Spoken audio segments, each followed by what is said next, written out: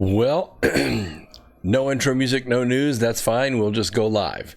This is X Squared Radio. I'm your host, Brooks Agnew, coming to you live from an undisclosed location east of the Appalachian Mountains through the America Free Radio studio here at the Truth Frequency Radio Network. We're live. By the way, tonight I decided to go down to the Trump rally, which was down in Charlotte, and interviewed a bunch of people in the line down there and sent it out on Facebook Live.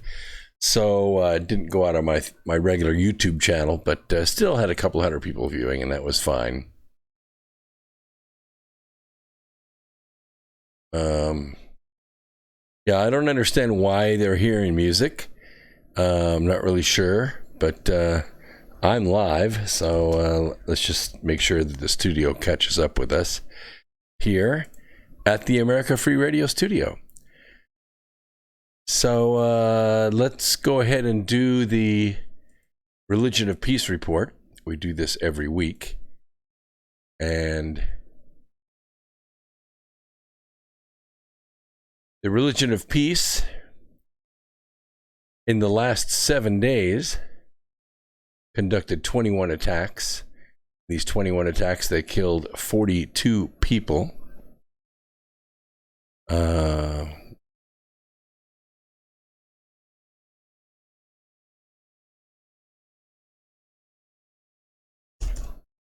Well, not really sure what's going on there. The studio's saying they're not connected. I'm connected. I'm seeing the phone call line. So hopefully you all on YouTube land are hearing everything just fine. Hang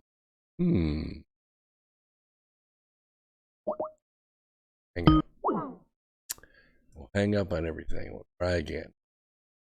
Just one of those things. Every once in a while you have these things happen. Doesn't happen very often. Try that again. The studio is having some troubles tonight, so I guess we'll just go out on YouTube Live. There won't be a TFR Live tonight, and we'll just do it that way. We're going to bring Penny Kelly on in about 10 minutes here. And she is a writer, teacher, author, publisher, consultant, neuropathic physician, and researcher of consciousness. Well,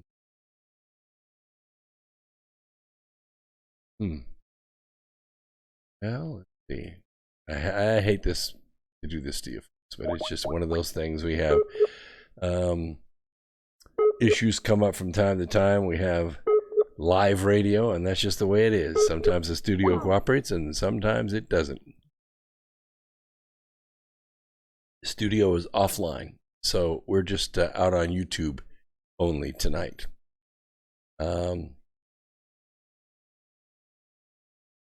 Sooner or later they'll get that fixed. Maybe they will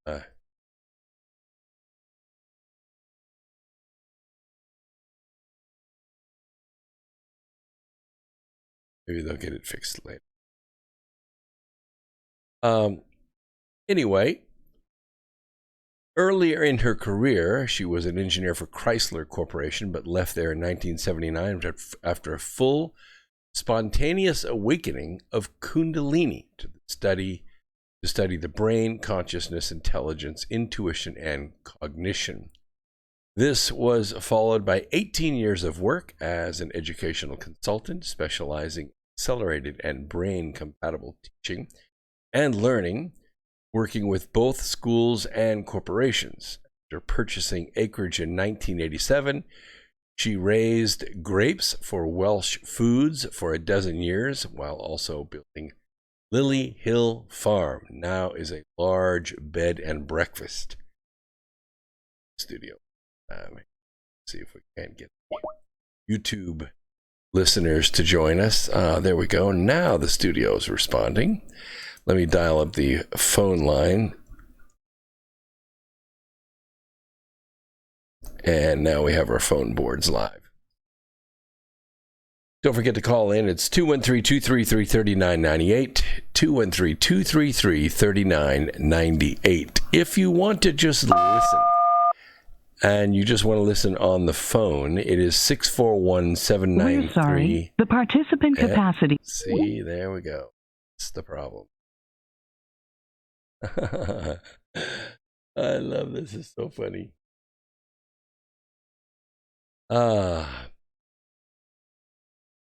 Let's keep going. She worked with Dr. Wynne Levengood, biophysicist, for 15 years, studying materials from crop circles and animal mutilations and researching plasma, energy, and consciousness. Penny was involved in community gardening in Kalamazoo and Battle Creek, Michigan, through grants from Kellogg Foundation. She was a member of the Tipping Point Network, whose focus is sustainability in all sectors of life, and has been a Flow Fund recipient through Marion Rockefeller Weber. She maintains a worldwide counseling and coaching practice, teaches a half-dozen courses in developing intuition, as well as courses in organic gardening and getting well again naturally. 1 second while I write a quick note to the studio.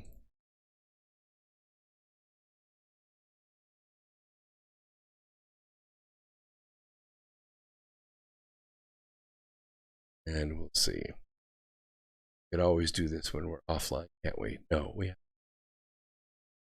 So we're going to bring her on. We're going to discuss a couple of books that she has written.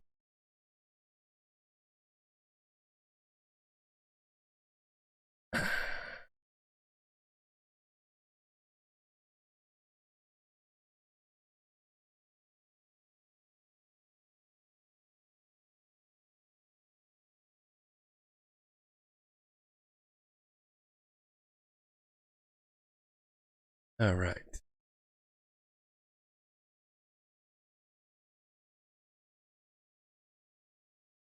Let's wait just a minute to bring Penny on, just to see if we can get the studio thing straightened out. The producer's texting me back and forth, trying to figure out what's going on over there.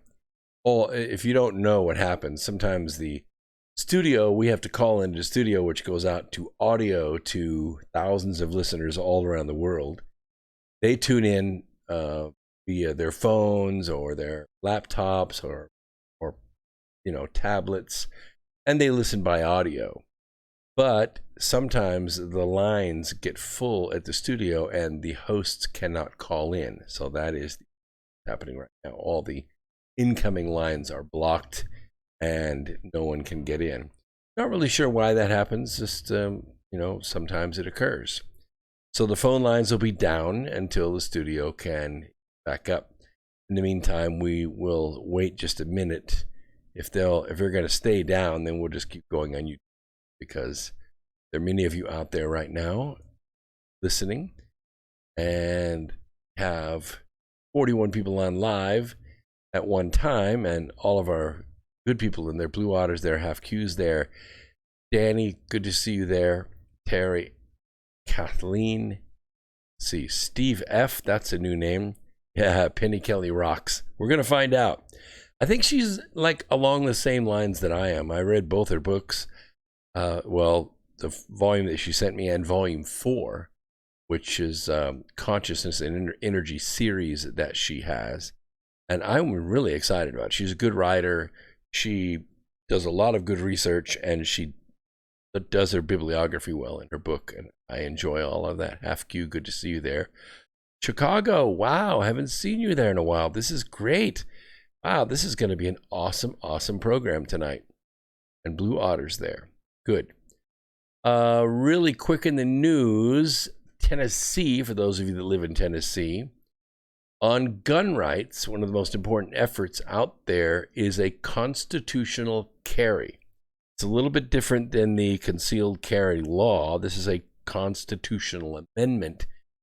The idea of requiring a permit in order to bear arms lawfully is an anathema to the Second Amendment. Some, none of us agree that we should have to tolerate that, put it that way.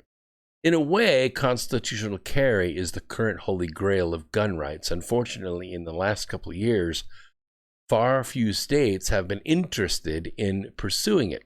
North Carolina is one, and now Tennessee. After all, when the governor is leading the charge, that's usually a good sign that things are going to come together.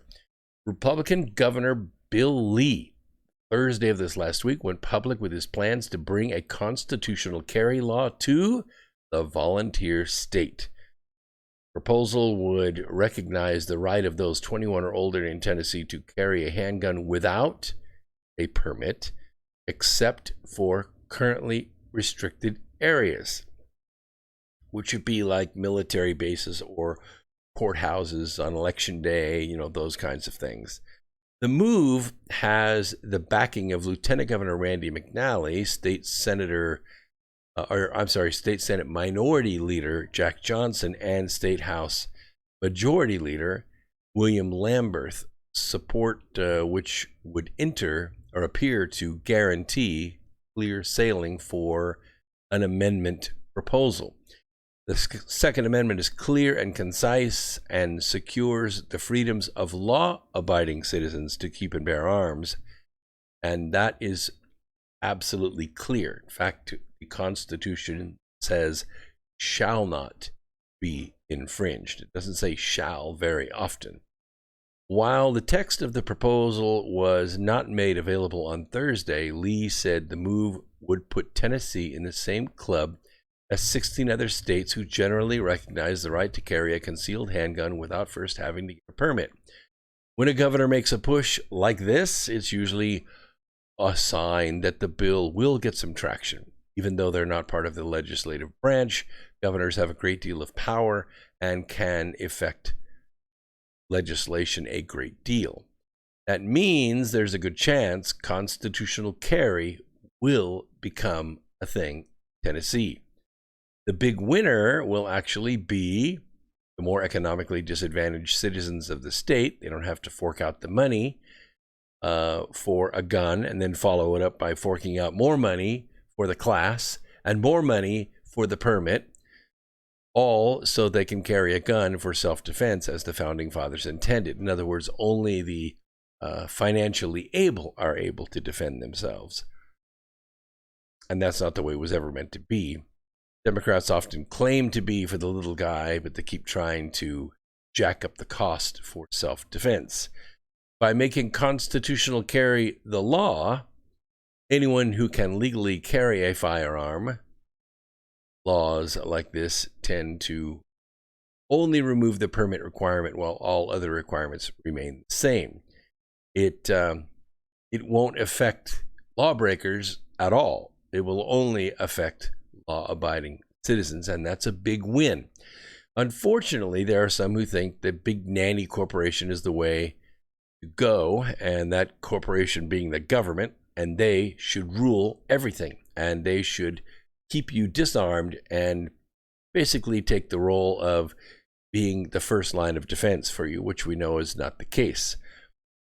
First line of defense is you, and the second line of defense is law enforcement. They want people beholden to the state for protection, a state that actually has no duty to protect them per the courts time and time again.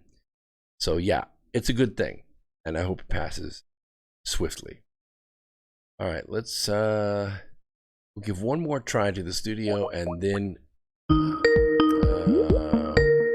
we'll just call Lucky and see what's going on. Hopefully she'll pick up the phone. Nope, she's not picking up the phone either. All right, well, let's go back to the studio. See if we can't get the studio to come on. If we can't, we'll just pick up Penny Kelly, and this is a YouTube Live only program tonight. It's one of those things that happens. All right, it appears that the studio is connected. Now, let's see if we can bring the phone lines on, and we'll see what happens. And if that works, if they'll let us stay in, we'll give it about 2 or 3 minutes and see if the lines will stay full there. The board is up. Looks like I think we're live. And we will see where we go. Ah, I am there. Okay, let's just see. Don't have any rejections yet. We're sorry. Nope. The participant capacity for this conference has been exceeded. Goodbye. Yep, that's not going to let us in. Okay, well, that's just the way it goes sometimes. Technical difficulties. It's too.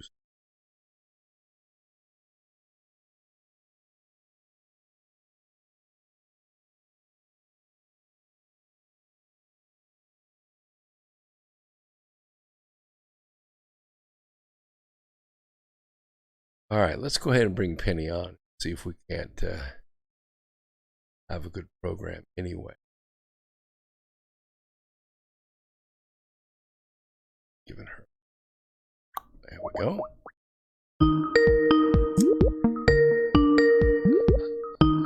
Good to hear the Skype ringing. Penny. There it is. Hi, Penny. How are you? I'm good.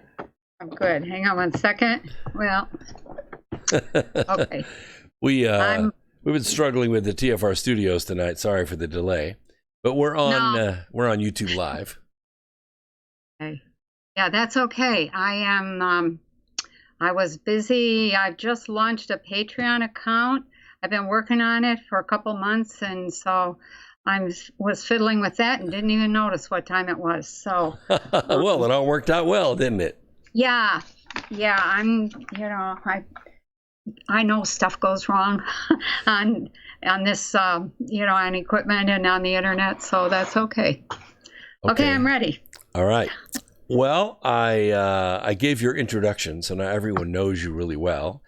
And I sent it out on Facebook and Twitter, so hopefully your audience, my audience, is all primed for this. I was really excited to read your books. I liked them both, especially Volume 4 of Consciousness and Energy. That was really good. Thank you. It kind of starts in the area of, the original Civil War, where we were battling over ideas, but in our schools these days they kind of teach us a different set of ideas than what the original war was fought over. And the thing that I like about your book is that it maps out kind of a strategy that's been used against us. And I don't think that, generally speaking, anybody picked up on it unless they're conscious, unless they're awake. You can see what's going on. Is that what you picked up on in your before you started writing the book, and then started writing the book? It just flowed out like that. Brooks, today when I was working on that Patreon account, and so I was looking for all the old materials, new materials, etc. And I happened to come across these letters that I had written to nobody in particular, to the government, to the IRS, to this politician or that. This was 1990. And at that point in time, I was like, I was complaining to the news media. Why don't you tell us some news? Why are you just telling us the same junk over and over? Nobody could see what was not being said or could hear what was not being said. Everybody was swallowing the Kool-Aid, and I was just up the wall and over the other edge trying to find some thread in all of that would actually point in a direction that I thought was grounded, that I thought was made sense, that offered some hope, and there wasn't any. And that was way back in 1990, before I even got to the point where I'm at now, which is I can see a lot. A lot. So it was really, at that point in time, frustrating. Now I have a little more patience. I think we had to come to this crisis, and we'll see what happens. Well, the crisis that we're seeing is that there's been kind of a monopoly on information. It seems like let's call it the media empire, the ones that control all the radio, all the TV, all the free flow of information that we get through the main networks, not so much the online ones. Right. There's very few owners of it, 5 or 6 owners of it all. And anybody that channel surfs has to find it strange that all the news actors are saying the same lines. There's no, I mean, and it's not like, the introduction or some piece that would be common in the story. Certain verbiage, certain really strange words like hubris or dangerous for our democracy, or it's the same line. So you get the idea that there's one scriptwriter out there. Do you have a concept of who that scriptwriter or what that scriptwriter might be? Let me share a story. Back in probably the 1990s, some information came across my desk, and it was this kind of a report that said, wow, somebody just bought Clear Channel, I think the name of it. Mm-hmm. And this purchase means that all of the major media is owned by, I don't know if it was 6 or 7 people, and they named those people. And all I remember is that one of them was a guy who had the word red in his name, Redstone, Redmond, Red something. And at the time, and this goes to show how immature we have been all along in terms of media, in terms of propaganda, recognizing manipulation. But at the time, I thought, oh, isn't that nice? They can coordinate, and the tone of this article was that this was a terrible thing. And I thought, now, why does he have that attitude that this is a terrible thing? Everybody's going to hear the same thing. So, fast forward 30 years, and here we are. And I'm like, holy cow. Those 6 guys or 6 corporations, they represent 6 corporations, own everything. And they control what the message is. And I did not know about Operation Mockingbird back at that time. But once you hear that and you understand how that's working, it's like, oh, wow, we're not getting any of the truth. And one of my big complaints is I really don't care very much about who's winning the all the big Hollywood awards. I probably have seen 10 movies in my whole life, and so I don't care. And the other day I was on, I think it was MSNBC or maybe it was USA Today, one of them, and about 4 out of 5 headlines and articles were about movie stars, and there was no news. And I thought, what good are these guys? This is useless. And I think we have had or are being forced to grow up in terms of media and grow up in terms of perception, grow up in terms of consciousness, and learn to look past the surface. And we're having some hard lessons with that right now. And I think probably the CIA is the one who's been writing the script. It's funny Operation Mockingbird, it's funny you should say that, because I mean, if you talk to people in TV, like Netflix, Amazon, they eventually get them all, or you talk to people in Hollywood that are making movies, you look at what's going into the theaters and you have to say, my gosh, how in the world could any of this stuff get funded? But you're exactly right. The money for a lot of these films comes from the CIA. It comes from DARPA. That's crazy. You're thinking, why in the world would the CIA ever get involved in the movie business? But they have since World War II. Since World War II, the CIA has been involved in feeding money to movies, to films with themes that they want to see propagate in the United States. Yeah, it's pre-programming. It blows me away, because you think of movies like, Dude, Where's My Car? or stupid movies that have no meaning whatsoever. How in the world could these things actually get money and get into the theaters? They don't win any awards. They just take up cellulose on the screen. And many worthy works that are well written, that have good scripts, that have good stories, they don't get funded. That's right. That's right. And it's too bad, because that whole media thing could be used to inspire, to plant new ideas that are more based in, I'm going to say, compassion or excitement about the future. Of course, we have had a few movies about the future. I think the last one that I saw was maybe Star Wars.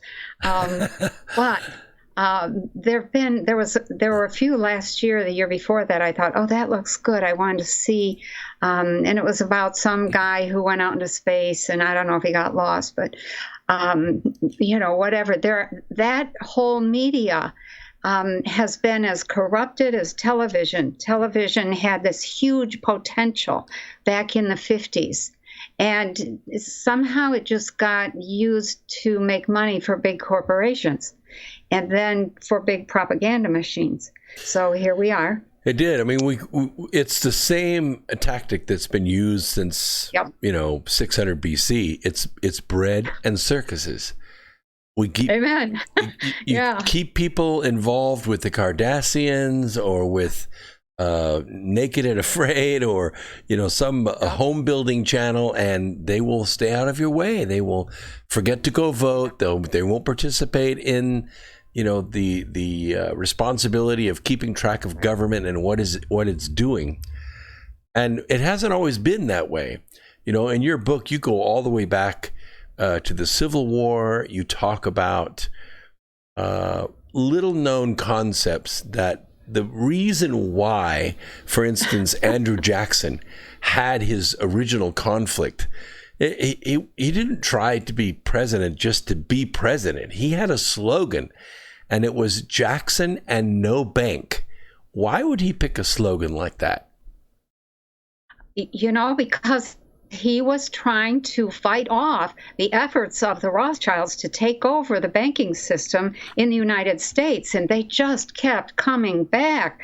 And the Civil War was one of the first fights over that whole argument or that whole effort. And the country was fairly new. I think it was only 75 years old, maybe at that point in time, maybe 60. And that was tragic. I mean, the Rothschild bankers lost. They managed to start the war, but they lost in terms of being able to start the bank. And Andrew Jackson, his attitude was down with the federal banking system.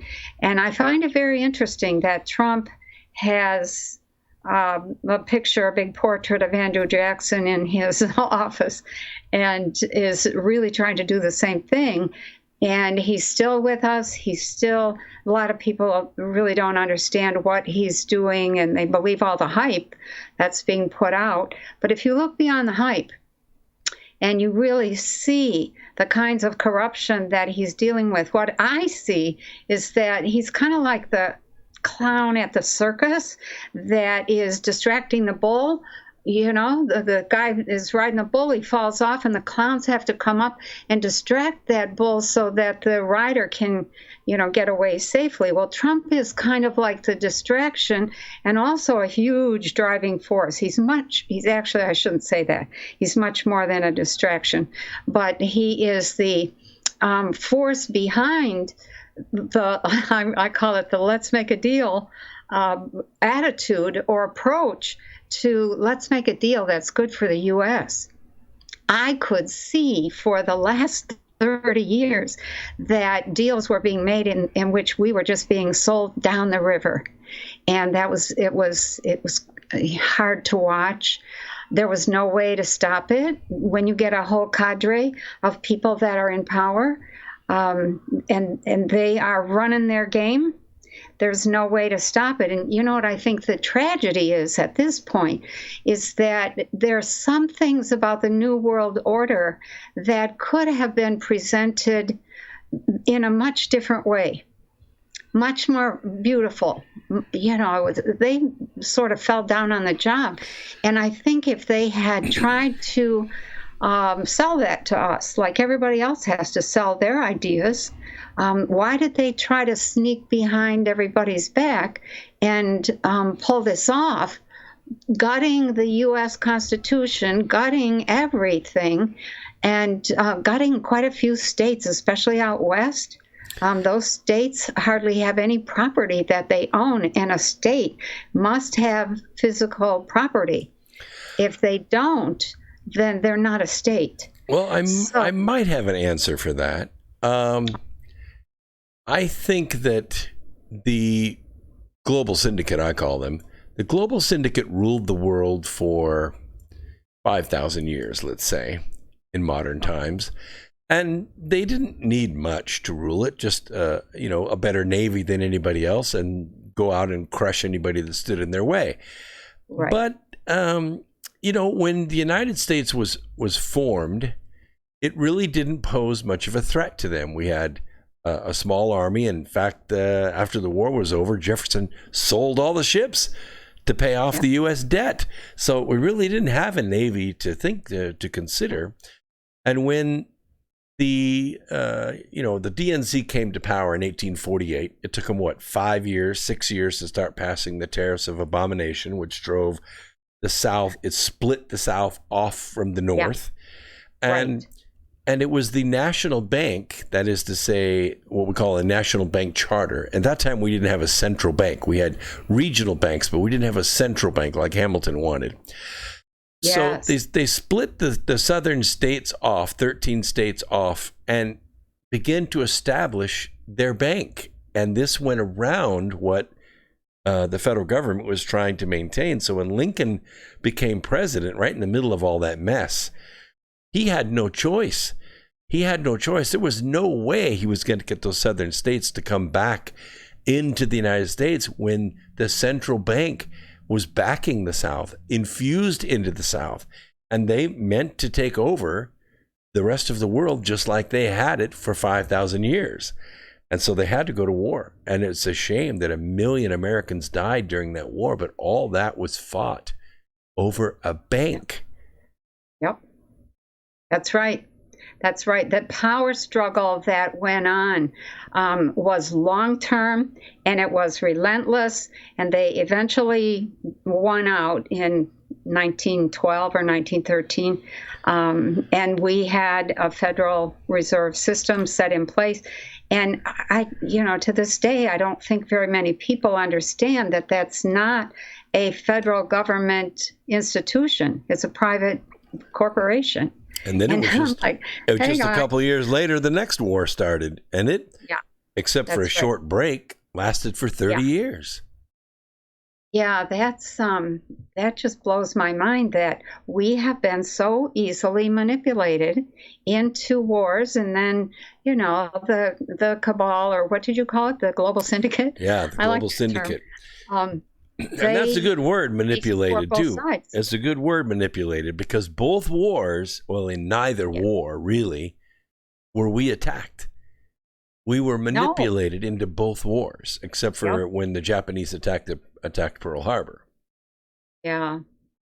Yeah, I think, and that was pretty much a setup. So, when you start digging into the real history, it's just such it's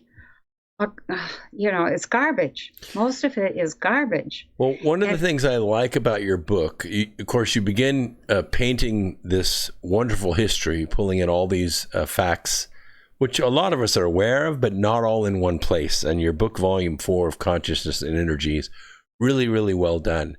One of the things that I liked about it was the tuning into a consciousness that was not mainstream. This is not something that was going out on mainstream media at all. It was on the chans. It was on back channels. It was difficult to get to. It wasn't widespread. And yet something about it resonated with you, and you wrote this great book. So can you describe that awakening and that passion that came with it?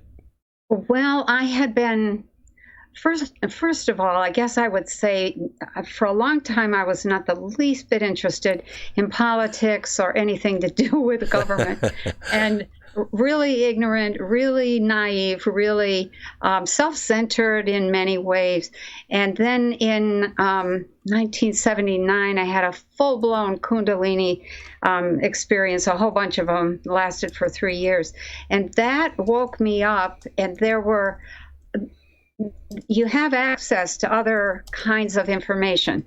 And so it changed my whole life. You know, I left engineering and went off to study consciousness and the brain and cognition and intelligence and all that stuff. Would you call that a promotion? Pardon? Would you call that a promotion? Yeah, I would. Yeah, a major one. I wasn't really very cooperative at first, but you get the hang of it after a few years. It took me a long time to get the hang of using that kind of consciousness. But here's the thing. Once your consciousness awakens and expands, you can't not know.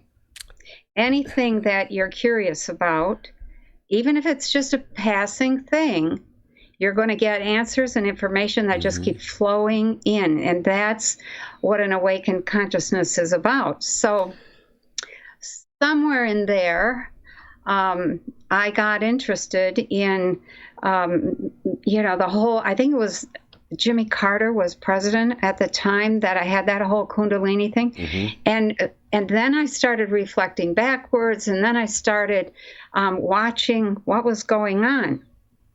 And the more I watched, the more I thought, oh gosh. And I knew some things that had happened that were not being talked about, and I was very shy. Like, for instance, the whole business with Reagan and the assassination attempt. I knew that he had been forced to take on George Bush Sr. as his partner, his vice president, because they were planning to assassinate him and just slide George Bush Sr. into that role. And then the assassination didn't go as planned. But, George Bush got in there anyway, and a lot of stuff, I found out a lot of stuff about George Bush, and then the more I dug, it's the proverbial rabbit hole kind of thing. The more you dig around, the more you go, oh no. And so what I began to do was to piece together this realization, or this whole world perception that said something ugly is happening here. Now, what did you think when the picture began crystallizing for you, and it wasn't just a piece here and a piece there, and a rumor and a conspiracy? What happened when it all started to come together? What was that feeling like? It was a feeling of being sick. It was a feeling of being helpless. And it was a feeling of knowing the truth. And of course, I was much younger then. And so I would talk to a few people, and they would be like, what are you talking about? And I would be so embarrassed. And then I would shut up for a while. And then I would try to talk to somebody else, and they didn't get it. Nobody wanted to hear it. And so I just kept quiet. But I began to, I remember my husband, when I was married, my husband saying to me, down girl. And I was just up in arms over what I could see happening, because I knew it was going to come to a not very good end. I had had these visits by these little guys wearing brown robes. I called the little men of brown robes. And I ended up writing a whole book about what they showed me. That was over 1980, 81, 82. And I saw some things in courtesy of the robes that now, were so distressing. Was that something that was hidden, or is that something in the future? What do you mean? Well, I mean, were they showing you things that were hidden that you couldn't see then, or were they showing you pictures and visions of the future? They were showing me pictures and visions of the future. None of it had happened. I see. And so I was very distressed by the things I was seeing, and I was struggling with kundalini at that point and trying to get my consciousness back in the box, which wasn't working very well. Yeah.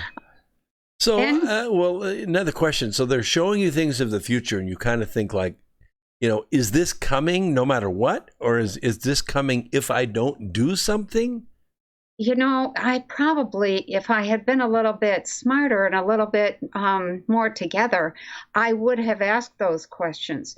But at the time, I was so, like I said, so ignorant and so naive that I just looked at the pictures, and I would try to dismiss them. I don't want to see that. I don't want to know that. So I know how a lot of people will hear something and say, I don't want to hear that. I don't want to know that. I understand because I did the same thing.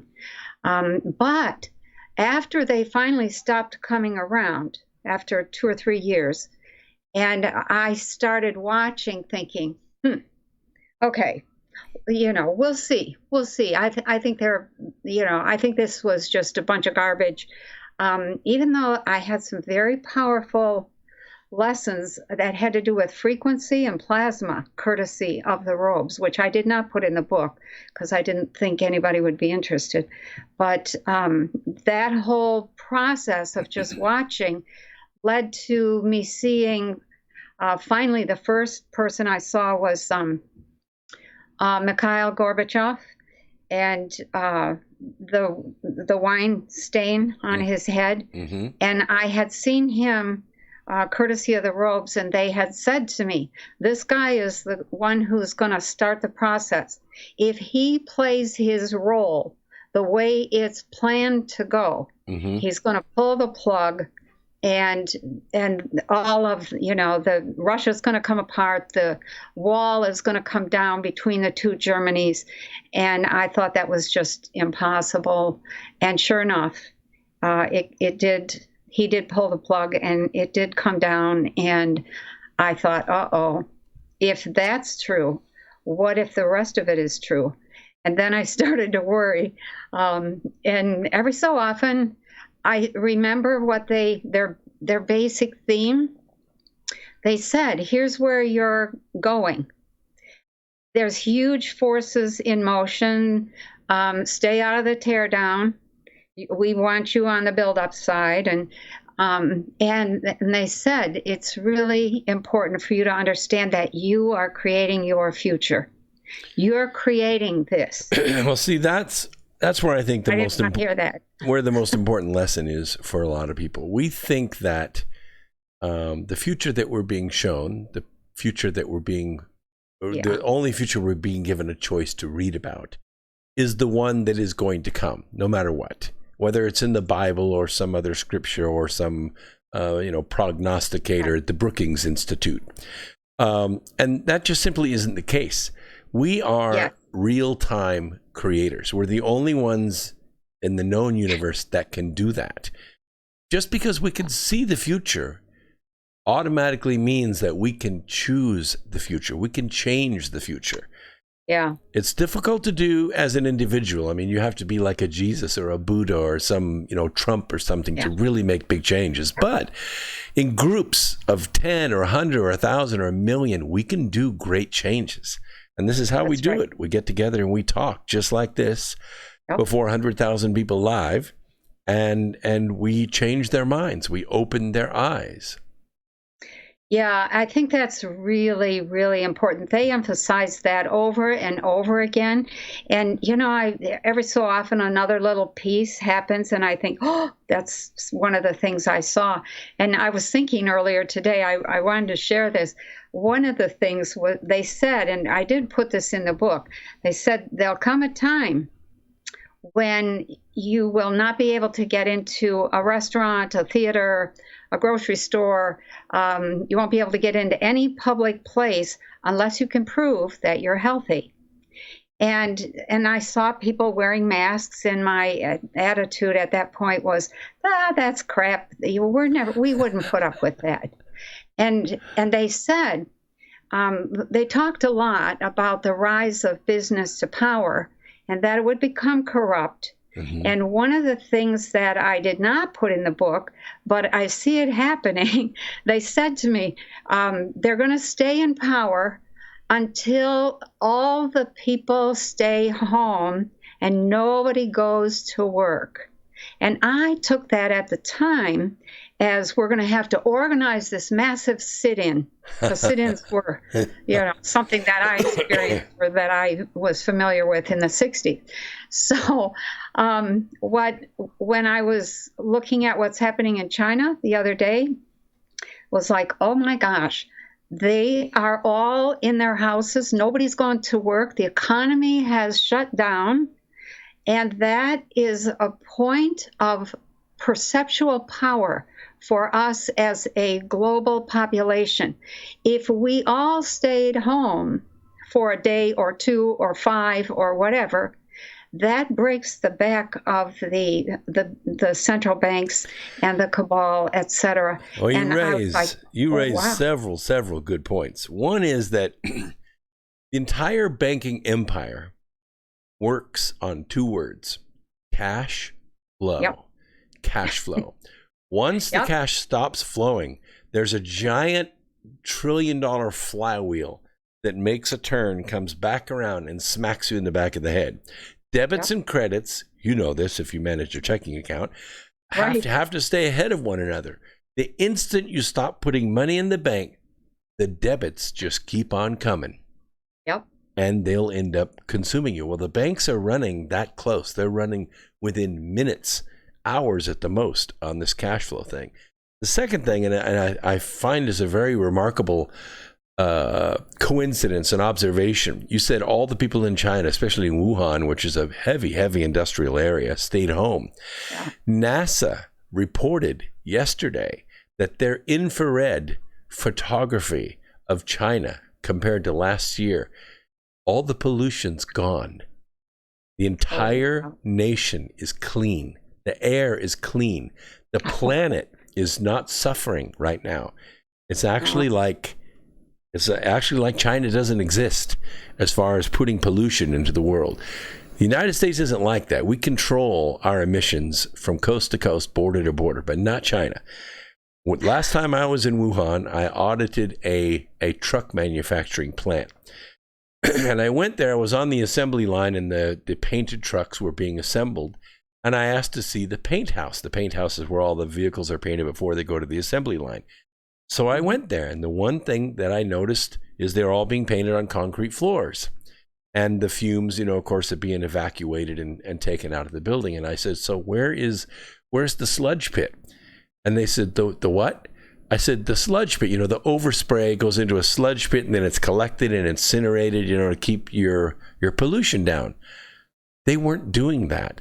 They were just running the overspray over the side of a hill.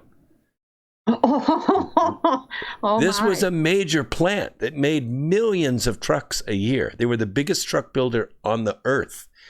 And all the overspray was going into sludge and going right over the bank of the hill and straight into the groundwater of China.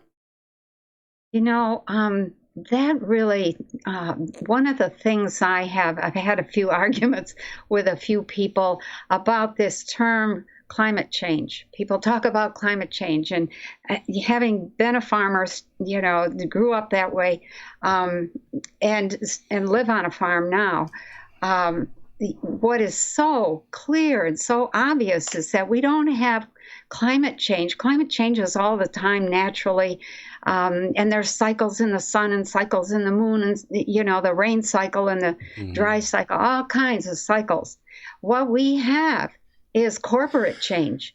All of that, quote, climate change is really the destruction caused by corporate practices, period. There really isn't any climate change other than what we dump into the rivers and over the hill and into the sky, et cetera. That's not the climate changing. that's our business practices and our production practices that have not taken responsibility for their waste material. So, it's getting to the point that there's no water, there's no clean air. The food is highly contaminated. You know more than anybody because you worked on grants with the Kellogg Foundation, and that's a very, very health-oriented company along with CW Post. These are the first health food stores or health food thinkers in the world, I think. You have to run a farm clean. Even the animal waste has to be taken care of and has to be managed correctly. All the streams, even the leaves that blow off the trees and the stems that are left in the field after the harvest, everything has to be managed perfectly in order for a farm to function. So I don't think Mini Mike Bloomberg knows a thing about running a farm, just officially. I don't know. I don't think so. Well, the point is that wherever I go in the United States, whether it's from New York State all the way to Southern California and in between, every single place I go is perfectly manicured. Everything down to the last twig is managed and clean. There's no pollution. The rivers are clean. And Americans have managed their land that way for hundreds of years. But every time I go to China, there's no thought about that. Everywhere you drive in China, everything has been consumed. Everything. Every tree, every hay bale, everything has been consumed. They have to buy everything. Yeah. I have a woman that I knew, this is a couple years ago, and a gentleman from Japan that I knew, and they both said that where they grew up, they had never seen the sun until they left Japan and left China. Yeah. And I was stunned by that. I could not imagine having grown up in a city that was so polluted, you can't see the sun, the moon, or the stars. When I was in Shanghai, I was staying in a hotel. It was pretty modern, but I couldn't see out the window because the glass had been etched with acid rain. Oh, wow. The glass had been etched with acid rain. You couldn't even wash the windows. Wow. Yeah. Yeah, we're coming face to face here very shortly with what are our options and how do we handle that. Everything goes back to Mother Earth, but you can't just dump the poison back in the earth. There has to be, with the new plasma science, actually, you can change the frequencies, you can change the molecular arrangement of any substance, and just make radiation not radiation anymore. And we're not using that. And I think we're going to have to start. People are going to have to start becoming aware of what this new underlying science is, plasma physics. And I think if we can get to that point where we understand that, we can begin to apply it. So, and I'm working on, in fact, it's almost finished, a small class for plasma, for people who want to understand plasma, and for the everyday user, not the scientist. And I am so excited at the possibilities that plasma gives us that sometimes I want to bounce off the ceiling. It's so thrilling. Oh my gosh.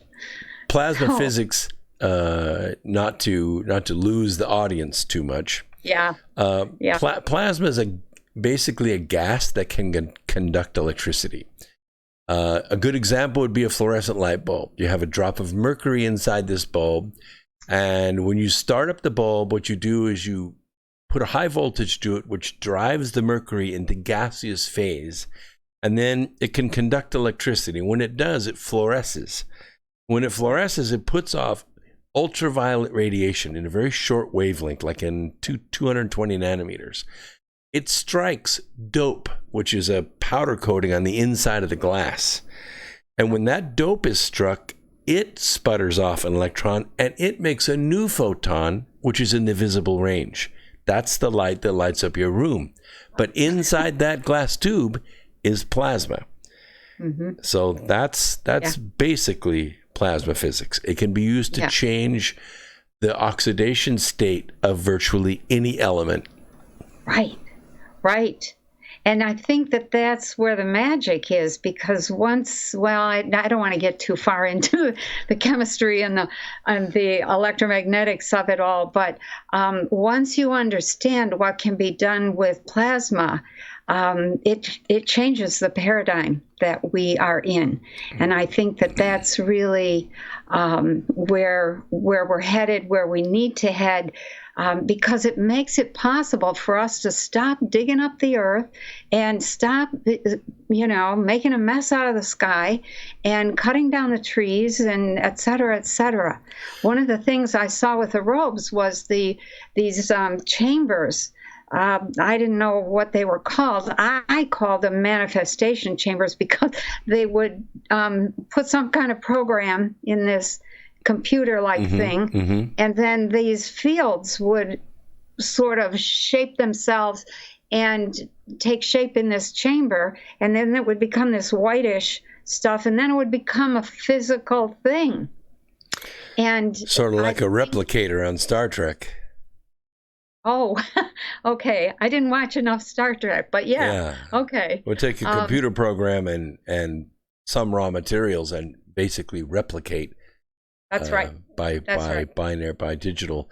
But you said something interesting about the Earth in your book. You say that the Earth is alive. Earth is a living thing. And I key in that too. I wrote a series called The Birth Trilogy, which is an assumption that the Earth is a living thing, and that it isn't just inanimate. It actually has a symbiotic relationship with the other living things that live on it. In fact, the living things on it are an extension of its own consciousness. That's right. Of which we are part, and we don't always behave. So, being that we could choose evil when the more part of us do, the Earth has an allergic reaction. And it rises up against us with an earthquake or a tornado or a tsunami or some kind of natural disaster, and it spanks the human race back down to primitive state. Well, now there are 7 billion of us alive, and about half of us are wicked and half of us are good people. And the Earth can't decide what to do, whether to wipe us out again or to release its bounty to us. And so it makes the decision to split into two. The birth of a new Earth. That's the whole basis of the book. Yeah.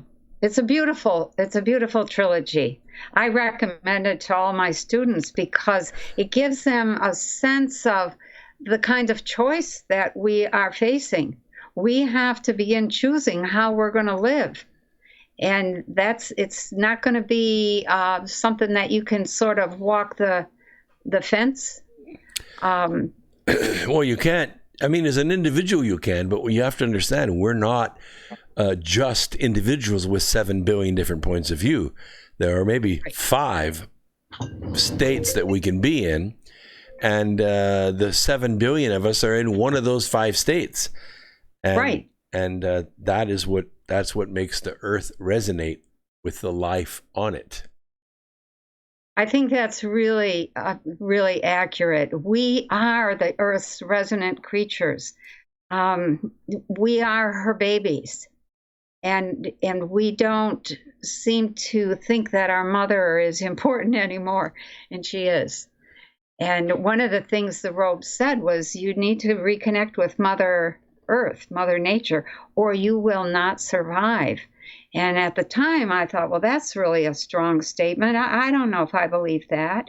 But what I'm seeing now is if let's say that the coronavirus thing keeps going and China doesn't come back online for another week or two, the whole shipping thing is we're going to run out of stuff. Well, and the plant that I'm the plant I'm consulting with right now, almost all of our tools were made in China.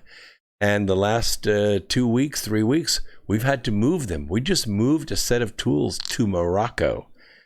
Who would have thought Morocco?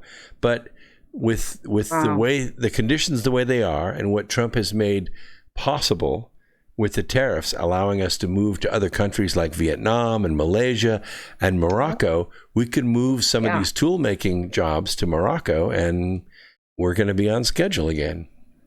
Okay, that's really important. And I think one of the things I've seen is that new inventions, new concepts, new tools are coming out of the most unusual places. They're not coming out of the big countries. There's too much gridlock or something. I guess that's my excuse for why we're not producing. But we have to, the whole business of globalism, the whole basis of it was really set up so that no country was self-sufficient. And that made it really easy to manipulate and to say, oh, you've been a bad country. We're going to slap your hands and you're not going to get shipments of this or that. And those shipments would be cut off. What we're seeing now is how important self-sufficiency is, and that we have to have either much better relationships with everybody, or we're on our own and isolated and needing to be totally self-sufficient. And I think we need a balance there. I get messages on the YouTube Live, which I'm keying in on those, and I'm also getting them on my phone. And one of my listeners out in California says, Mother Earth is our mother. Our biological mother gave us a vehicle to come to Earth. It's an interesting concept. And MG in the chat room wants to know, and this is probably a more fundamental question, what is consciousness? Consciousness is the feeling aspect of energy. Okay. Because energy is the universe is energy, but it assumes several different states. It can be chaotic and not really corporeal in the third dimension, and then it can be in the third dimension, and even in the third dimension, it can have a lot of different forms. But you're saying consciousness is the feeling side of energy. Consciousness and energy are the same thing. It's just that consciousness is the feeling aspect of motion. It's very simple. We have space. When space starts to move, we have energy. When energy starts to compress, we have particles. When particles start to organize, we have patterns. There's a change of state in terms of the mind, because space is mind.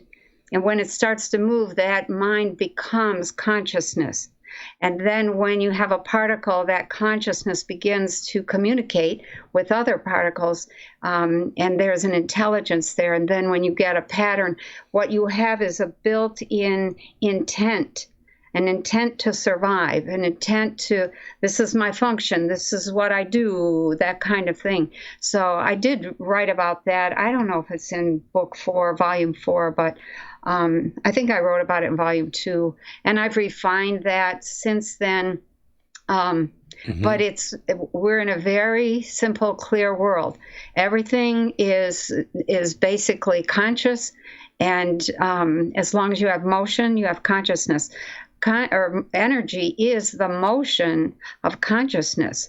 So if you just contemplate that statement for a moment, what you begin to realize is, if energy is the motion of consciousness, look at the amount of energy that's out there in the universe.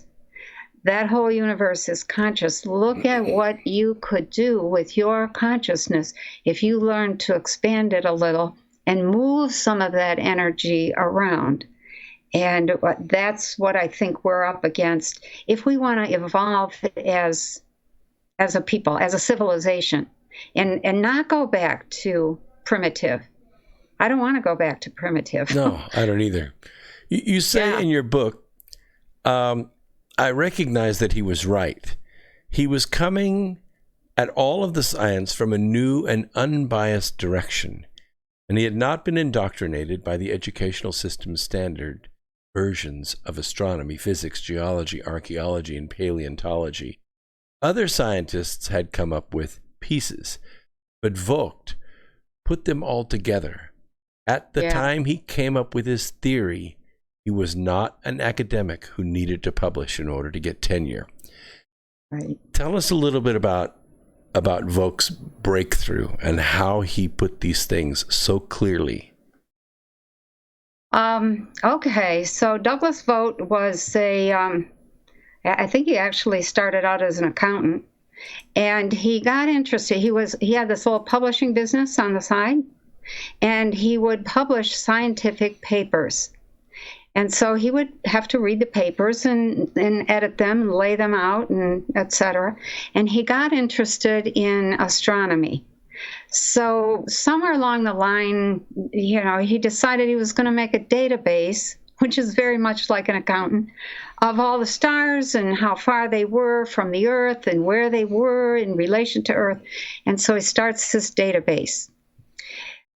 I don't know how he got into it quite a ways before he noticed. I'm not sure how long it took him, but he noticed that there were no stars a certain number of light years away, like something like 11,000 light years from the Earth. There's no stars.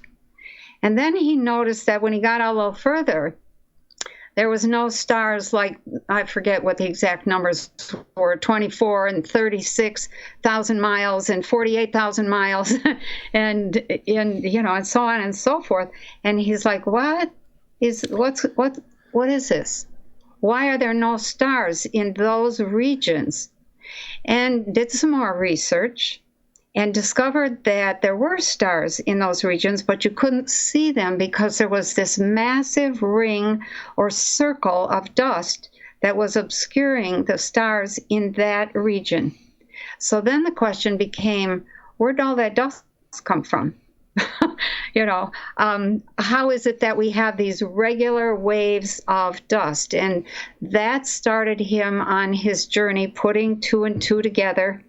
He put a lot of stuff together that other scientists had been playing with, fiddling with, toying with, skirting the edges, etc.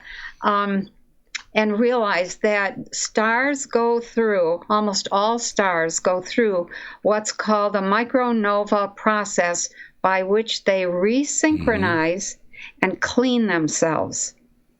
And at that point, he wrote a paper. I think he wrote a book. He might have written some papers too.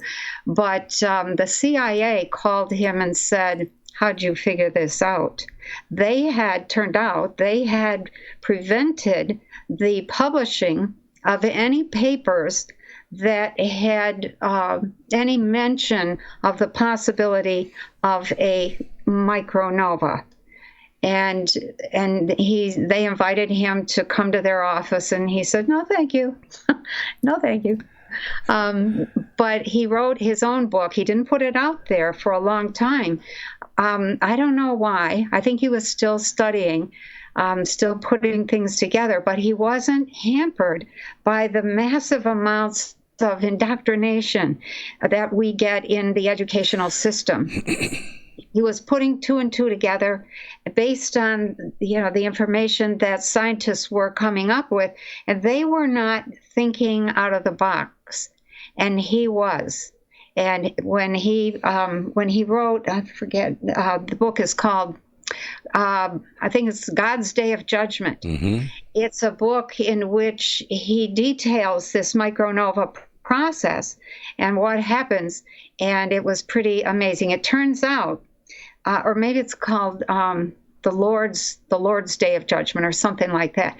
It turns out that the sun was always referred to as the Lord. And the Day of Judgment was when the sun went through this micronova process. So then he went looking for, if this theory is correct, there ought to be some scientific evidence that we've been hit by this thing. And a massive amount of evidence. And I remember when I first read it, I thought, oh my gosh, here we're all got our panties in a twist over Trump, and we need to be thinking about what are we going to do if this micronova hits, because it's pretty devastating to the planet. And I think, that's where the focus for me has been. Is okay, are we getting ready for that? If it doesn't happen, that's okay. I don't mind at all. If it does happen, I'm probably not nearly but the chances of survival they go down depending on where you are on the planet, on the surface of the planet. And there's a lot of concern there. Lots of people are talking about that micronova, sometimes referred to as a solar flash, and people do not really understand what that means.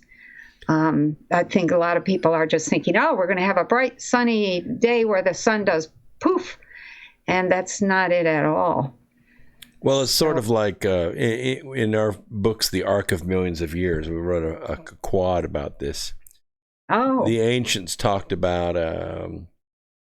where the sun would have this massive coronal mass ejection, but it would be like nothing we've ever seen before, because the particles would be so hot and so fast, they would reach all the way past the Earth, way out into the planets. And the side of the planet facing the sun at that time is pretty much burnt to a cinder with about 2,000 degrees and several 100-mile-an-hour winds. So if you think about it, you kind of understand why the ancients built the structures that they built the way they built them. They built them out of stone, and they built them in such a way that they could withstand that flash. That's right. This is the epiphany that I had when we finished a couple thousand pages of this quad was that we probably live multiple mortal lives.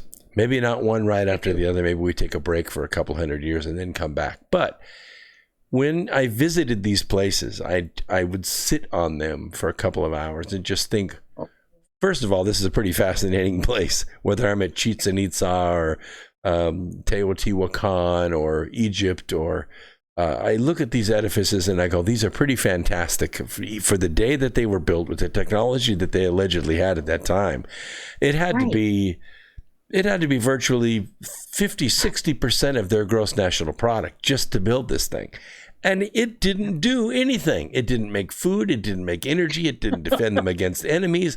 They didn't make it for them. They made it for us. They made it for our day. And so I thought to myself, well, if that's the case, then we're probably the ones that built those things. So that it would remind us thousands of years in the future who we are, what we're supposed to be doing, what we're supposed to be thinking about. Right. And I think that's exactly what it's done. These great edifices that we see around the planet do remind most of us, especially the people that have actually visited them, who we really are, where our roots really come from. I think that's really, really true. And I think we do come back and not, sometimes there's a long break, but sometimes we'll have a whole group of lives that we have one right after the next. And we're trying to learn something, and a particular time will offer a chance to learn that thing, whatever it is, to change at the core, so we can have a core change. But what I see when I look back at a lot of those old structures are that, especially the ones that were underground, where people moved underground because of the heat. And that was their way of getting away from that intense heat. Mother Earth maintains this fabulous cool temperature when it's hot and fabulous warmth when it's cold. And so it's safe from high winds. And there are underground cities all over the planet. And I think that's why they exist. They were not dug for pleasure or because people wanted to live underground. They were dug in order to provide a place of safety and refuge from when the planet or when the sun does its thing, which is our sun only does that about every, I think, 11,038 or 58 or 12,068 years, I think is what it is. But other planets, they all have a different frequency at which they do this micronova. And some of those are every 20 years, every 30 years. every 10 years. We just happen to have a planet that is, pretty laid back, or a sun that's pretty laid back. So we're kind of lucky. Well, the sun is definitely laying back. So solar cycle 24, for what we know about solar activity, so we've only been watching it very closely for a little over a couple hundred years, and we've only had instruments up there looking at it for the last 25 years, and we just launched the Parker Observatory, which is the first time it's actually flying to the sun right now. It's going to go in orbit around it. Don't worry, it's going at night. But it is going to be looking at the magnetic fields of the sun for the first time. We're going to be observing how these poles flip on the sun every 11 years. It's coming up in a couple of years. And we're just not sure what's on the other side of that. So we're going to go look at the sun up close and personal with very, very advanced instrumentation instead of just cameras. Yeah, just today I was looking at some pictures of the sun on Linda Moulton Howe's website, Earth Files, and they had some really interesting close-ups. They were little short videos, but you could see the movement of the plasma. Oh, yeah. And the tessellations in that, and it looked like corn, like corn kernels, in a big grain bin. And I thought, oh, wow, look at that. It definitely is not what we thought it was. I don't think it's not a nuclear generator. It's a plasma structure. And could be. Have you ever looked at the sun through a Coronado scope? No. Coronado is about the only affordable maker of what's called the H-alpha telescope.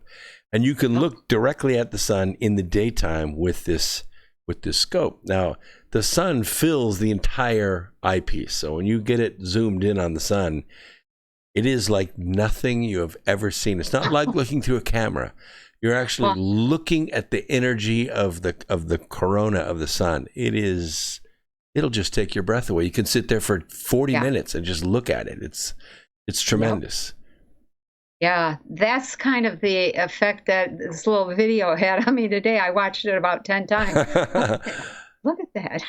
So, well, we have a long way to go before we figure out our world. And we've figured out a few pieces, but there's a lot more that I think needs to be taken into account. And we need to restructure our lives to flow with that, because I think last year we had 270 days with no sunspots. Right. And headed into a grand solar minimum. And the temperature of the planet drops when we hit a grand solar minimum. It drops drastically.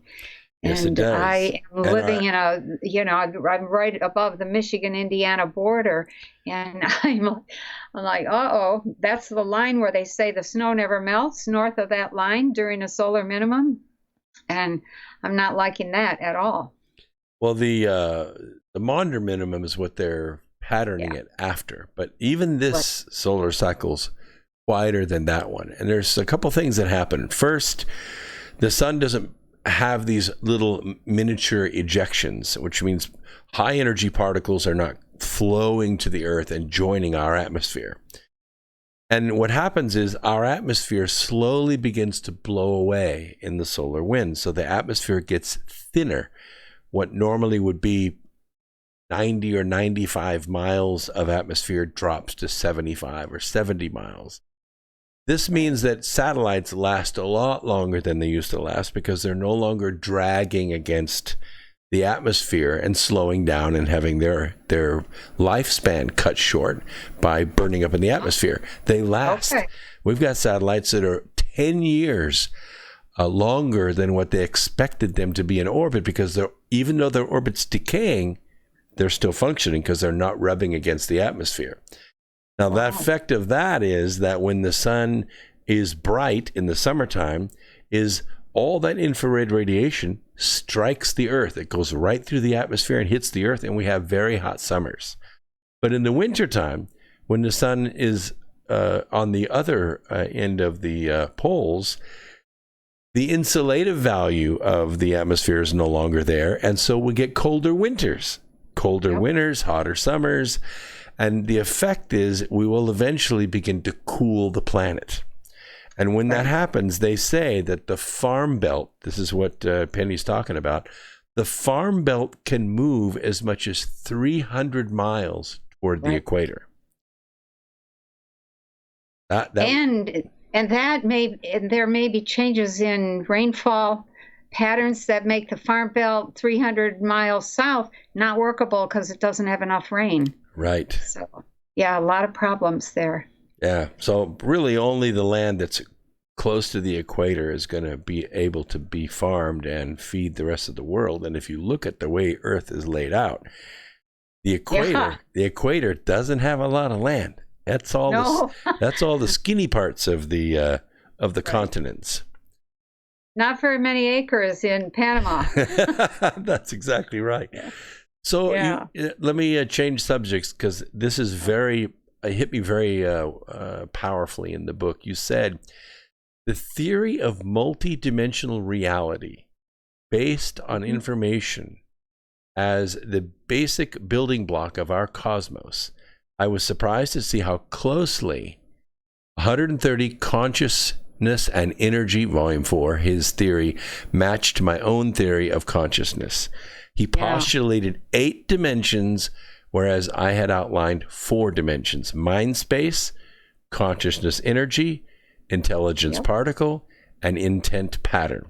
However, if I combined his 8 dimensions into 4, then his descriptions of his 8 align to a surprising degree with the descriptions of my 4. Can you bring us up to speed in 20 minutes about that? Yeah, I haven't reviewed his 8 dimensions for like a year now, but one of the things he was trying to do was to put forth a theory of multidimensional realities. And I already had a theory of consciousness based on each one of these shifts or changes as we move from source material to the world. Source is very silent and blissful. The world is very noisy and not very blissful. It's interesting, but it's not very blissful. And so there's these transitions that we go through. And he had just broken his up, but he was saying consciousness is part of our energy. Consciousness is part of our system. And I thought, well, son of a gun, there he is. He's trying to, do the same thing that I've been trying to do, which is to bring consciousness into a scientific conversation. And what I've struggled with is a lot of scientists, they put consciousness over there. They're trying to figure out where does it fit? Where does it fit? And it's woven right in. It's woven into each stage. We physicists are always looking for a theory of everything. And a couple of years ago, Rossini had this breakthrough on the E8 lattice and the G8 or the Gosset polytope, which is the origin of the golden mean. The interesting thing about this is we discovered that there aren't just 4 forces to the universe, there are 5, and consciousness is the primary one, which means now we have a downward causation force in the universe that makes energy move into the 3rd dimension. Right. Very good. Yeah. Now, I would not argue with that at all, because I think we need to have conversations like that. And very few people, especially the older, or I'm going to say the more rigid scientists, the ones that are really in the box, they either are not interested or it's not their area, that they need to deal with. True. But one of the things that I think Marin Tesh has really taken some bashing about is that people would try his experiments and they were not able to duplicate them.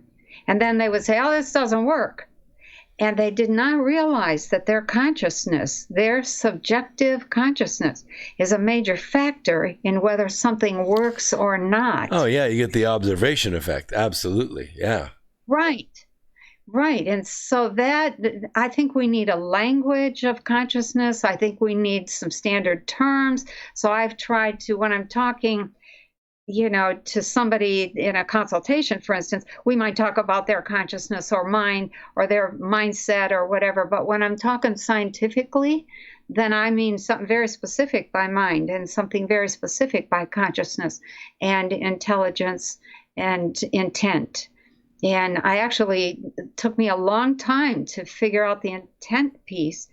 And it wasn't until I really understood plasma that I understood that the intent is in the arrangement of electromagnetic fields and particles itself. And at that point, it was like, oh, okay, that's where we get it. So we do need a theory. And I think Dr. Levengood, which is the lab that I worked with him for about 15 years in his lab, and he wanted me to write about his work because he couldn't get published. After he started researching crop circles, he kind of got blackballed. He did get blackballed. And at that point, he said, I need somebody to write about what I'm doing, because what I think what I'm doing has implications for where we're going as a people. And he was right. The human body is a set of plasmas, and every single tissue has its own plasma arrangement and its own frequency. And so, you are an electric universe. So am I. So is everybody. And we live in an electric universe. And that's not generally understood, or people don't have a picture. A lot of people have a picture of Einstein's E = mc squared, but I don't think they have a good picture of what does it mean to be a plasma being. Well, that's a big subject, and it's a big jump. I mean, when I look at particles, we don't really know how they're built, but we know when we tear them apart, the pieces that come out of them.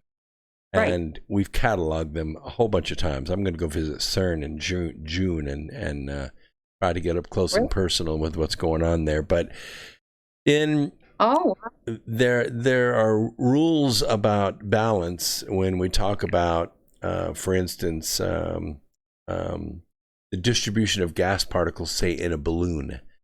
There is a probability that all the particles in the balloon could jump over to one side and the balloon could flatten on one side, but it's a very low probability.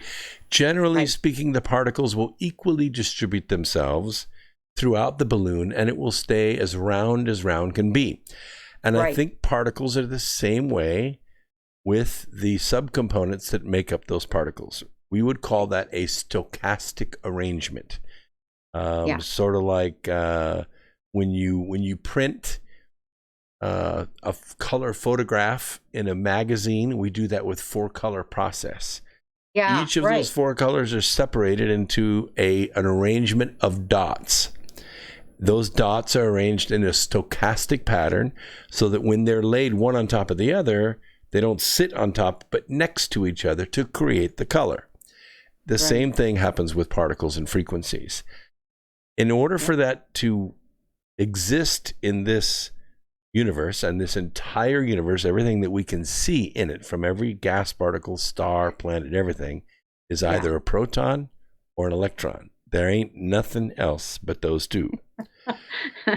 Means all that chaotic energy that's out there that's not matter has to be in that pattern, in that arrangement, in order to be a proton or an electron. And that's the rules you have to go by in this universe. So is a particle a plasma?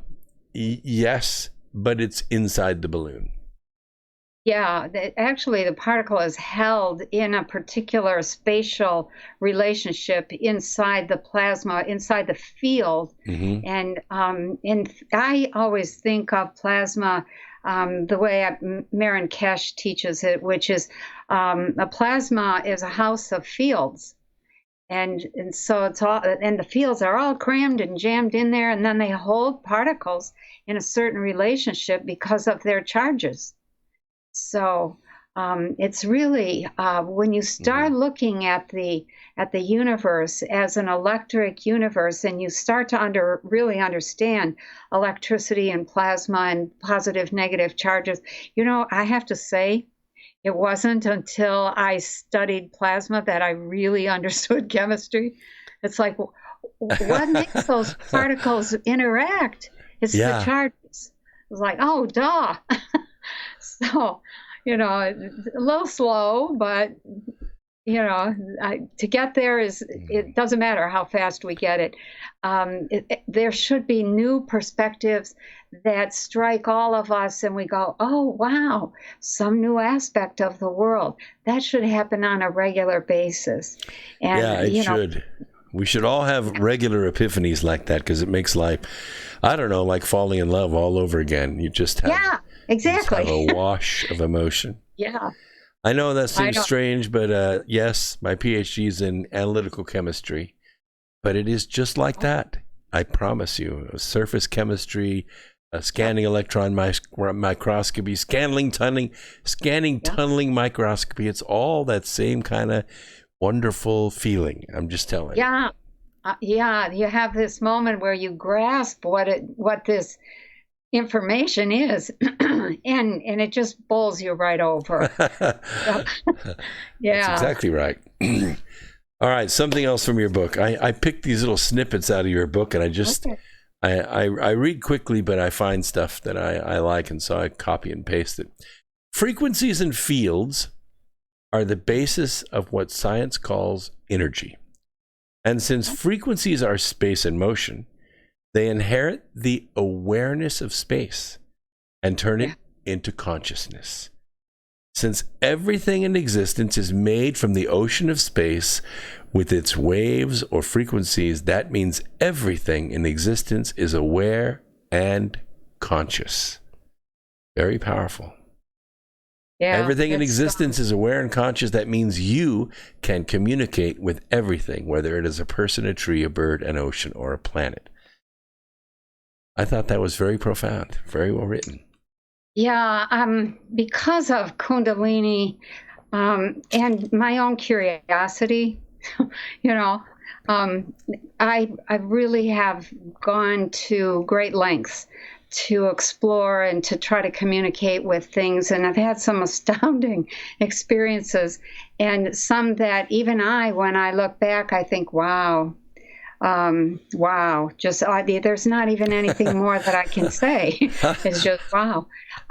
But when you have a moment that you actually connect with something, a plant, an animal, an individual on the other side of the world, some water, an element, the weather, the wind, there's always this knowing that you've connected and that they're listening and they respond.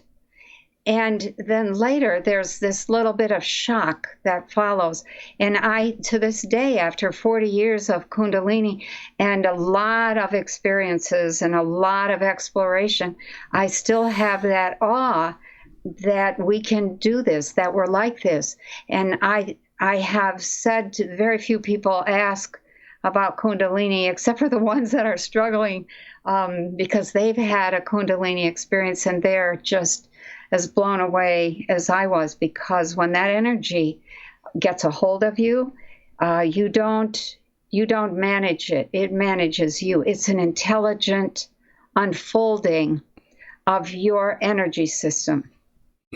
And you can't stop it. You can't turn it off. You can't control it. So the only thing you can do is trust it, and trust that we're built to do this. And so I often use this little acorn as my example. Most of us are little acorns, and we have this magnificent oak tree that we are designed to unfold into as these massive, powerful, wonderful, insightful beings. And you have to unfold that. And once you do, you're not the acorn anymore. And the skills, the abilities, the perspectives, the conditions that accompany that unfolding are just knock your socks off kinds of conditions and amazing abilities. And I think we're all designed to unfold like that. And very few people do. Very few. And it's time that we made that a focus of our civilization. How do we unfold ourselves? How do we unfold one another? How do we make it okay when someone is going through kundalini, they can get a little crazy. And they don't trust, you can see things that other people can't see. You can hear things that other people can't hear. The first 3 years of kundalini, there was no sleep. When consciousness wakes up, you are awake. Yeah. 24/7. 24/7. And even when you put yourself to bed and lay there, pretty soon you'll hear the body kind of snoring or lightly snoring. And my thought used to be, who's snoring? What's that? Somebody sounds like they're asleep. And it was me, but I was wide awake, sitting up beside the body, thinking, I guess we're not going to sleep again. So that lasted for 3 years. And then very, very slowly, I began to learn how to turn that on and off. And stressful, oh my. I cannot even begin to say the stress and the fear. Things can go wrong. Occasionally something does go wrong in a kundalini unfolding. But what actually is happening is a massive electromagnetic pulse moves up through the body, hits the brain, erases you 100%. At that moment, you're back in source. You're back in the mind space condition, and you see what you're made of and what we're all made of. And that changes everything, because I think at the moment that pulse moves through us, that's the body's extra energy that it can use to reorganize all of the fields and frequencies in the system so they're more efficient, more expansive, sensitive to a wider range of frequencies. And so you have a different kind of perception, much more expansive than the average bear. And the first 3 years that you have unlimited consciousness. It's awake all the time, and there's nothing you can't see, do, know, no place you can't go. And that is scary. Let me tell you. Well, so when this happens and you become aware, and this knowledge and awareness is flowing into you all the time, sometimes it comes without wisdom. Sometimes you get a lot of knowledge, you don't have the wisdom, and you don't know what to do with it. It can be overwhelming, and sometimes it can inspire you to go in the wrong direction. You can think you're going in the right direction, but you don't have enough wisdom to use the knowledge you've been given to go in the right direction. Right. And so you make a lot of mistakes. But in fact, I had somebody tell me one time, look, if you ever have an ascension experience, and this happened years and years ago, a couple decades ago, they said, whatever you do, don't make any major decisions. Yes. Don't make any major decisions immediately after you have the ascension experience. Wait a little bit. And then the perspective will come to you. You'll get your balance. Yes. And don't make any major proclamations like, I am God. That's a mistake. It's like, oh my gosh. It's really, I ended up spending a year just hiding in my house. I had to leave engineering. There were a number of factors that were pushing at me, but the biggest one was I could not control where my perception was. And kundalini is accompanied by orgasm in the brain. You talk about disturbing. That's something that you just you can't hide. And so it's very personal. At the same time, it's something that you lose consciousness. And so if you start to have that experience in your driving, you have to pull over. Sure. If you're at work, you should run to the ladies' room or the men's room. If you're in the grocery store, go to their ladies' room or whatever. But don't leave yourself open to an accident or, something tragic happening. And we don't want to melt all the food in the frozen food section. The I like that. Yeah. You do have, you can have tremendous cold where you feel like you're frozen, or tremendous heat. If you only activate one side, you're going to have one or the other. I fortunately had both sides, and so there was a lot of heat, but it was almost always balanced to some degree by the other side. And I did struggle. I was terrified that I was going to burst into flame. And that was something I had never heard of at that point. I thought, oh no, here it comes again. And you're trying to cool yourself down. And it's an amazing kind of heat. That's how people burn up from, what do they call that? Idiopathic combustion. Spontaneous combustion. Yeah. One of the things that I've heard of, and I may have experienced it myself, I'm not saying for sure, is that you have like two forms of vision. You have the one where you're picking up the photons around you and they're responding to the rods and cones in your eyes and you're seeing your surroundings. But there's like another screen that's sort of transparent, but you can see it.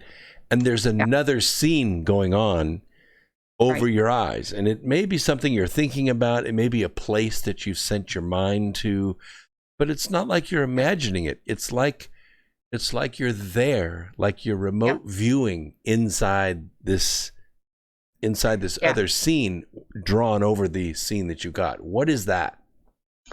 The best, I have like 8 of those. I call it my 8-track mind. You can have one for seeing, one for hearing, one for feeling, one for distance, different things. But what you have is that, how do I say it? We have to go into multidimensional existence. So when you have all these bodies or forms of yourself, each one has just a tiny different signature. You have a total plasma signature. Okay, it's kind of like a thumbprint, very unique. So let me back up a step. So if you were or somebody was a, what do you call that? Multiple personality disorder. Mm-hmm. If you had them go into one of their personalities and you tested their DNA, it would be one thing. If you then put them in a different personality, their DNA would be different. Really? Yeah. And so you can have people who have 6 or 8 different personalities, and they have different DNA for each one and different signature, different electromagnetic signature for each one. So when you deliberately, let me say it this way, when you wake up your consciousness, the first thing that happens is that you develop this observer self where you're just kind of sitting over here, on your shoulder, and you're watching what you're doing and what other people are saying, etc. And what happens is you begin to develop a screen or a system for perceiving what's going on that is not what I'll call standard perception. So you have dual perception happening at all times, and sometimes triple and sometimes quadruple, et cetera, quinaural. And so those are those screens that become active, and even to have one extra is really helpful. Mm-hmm. It's really powerful because you can be doing this over here and something else is happening over here. Yeah. And because it's happening over here, you're still getting the benefit of that. Sure. You're still getting that knowledge. Yeah. It's in your system. Yeah, it's like having a drone looking at the football play while you're looking for somebody to pass to. In the chat room, they're saying, when this started happening to me, MG says this, I had to find a teacher to help me understand. Did you have a teacher? Do you figure this out on your own and now you're teaching others? I figured out probably about 99% on my own. I had for a couple months, I had a teacher that I just loved. Her name was Gertie, and she's the one who gave me the book by Gopi Krishna called Kundalini, the Evolutionary Energy in Man. And I had been struggling with Kundalini for 2 years at that point. And it was just, I read the book. I couldn't go to bed. I finished it at 2 or 3 in the morning, and I sat there and bawled my eyes out thinking, somebody else knows what I'm going through. And at that point, I thought, okay. And then Gertie moved away. And I was so distraught that I didn't have a group of people to talk to that I decided I'm going to teach. And the whole reason for the teaching was just so that I could bring people in so we could talk, because I needed somebody to talk to. And the more I taught, the more people would ask questions. The more questions I got, the more answers I got. If you can form the question, you can get an answer. And not just one, but maybe 10 answers. And they're all appropriate. And so this whole idea of one right answer, that goes out the window in no time at all. All the answers are appropriate at some level, and there's no information you can't get. None. I often say that the present is much more easily negotiated when viewed from the future. So, in fact, when you go into the future and say, okay, let's go here and see what's happening there, and then go back to see, where were the roots of that? The whole purpose for looking ahead is so that you can change what you need to change. Right. Or so then it comes back to the go to the saying, future, hey, you guys, you're creating this. You go to the future and turn around and look back at the present from the future, which is the past. But it gives you hindsight in real time. Yeah, because did I hear your question correctly? Can you have hindsight in real time? Yeah, can you have hindsight in real time? Yeah, you can. You can be here in the present dealing with this. At the same time, you're asking yourself, how am I going to feel about this 5 years down the road or 6 months down the road or whatever? Then that information comes in, and it helps you to choose wisely, I guess I'll say. When I teach my students, I always say the only reason for looking ahead is so that you can change or accelerate what if you're looking at a year from now and you're saying, I wish I had done that a year ago, then you move that up. And then that changes the whole trajectory. If you are saying, what is it that I needed to not do? Then you can avoid some really heartbreaking mistakes. You can also program your dreams. Just write down. I give myself directions to have a dream that tells me, what am I doing 6 months from now? And then, of course, people do not know how to interpret the language of energy, but that if you can begin to interpret the language of energy, you can begin to understand exactly what you're doing in other places, in dreams. We call them dreams, but they're really lives that are going on in other places. And it's all energy. It's all symbolic. Well, if that's effective, and I believe that it is, you can also program your dreams to say, I'm going to be doing this 6 months from now. Yes, you can. Yes, you can. And you should. You should. We don't exercise our power. We need to. the whole purpose in expanding consciousness is to be able to come into this place of wisdom, grace, and power. And grace, when I say grace, it's kind of an old-fashioned religious word. But what grace actually means is that you're in alignment and going the same direction the energy is going. If you've ever tried to go against massive waves of energy, it's a huge waste of time, and you're probably going to get what is that surfing term? Wiped out. You're gonna have a wipeout.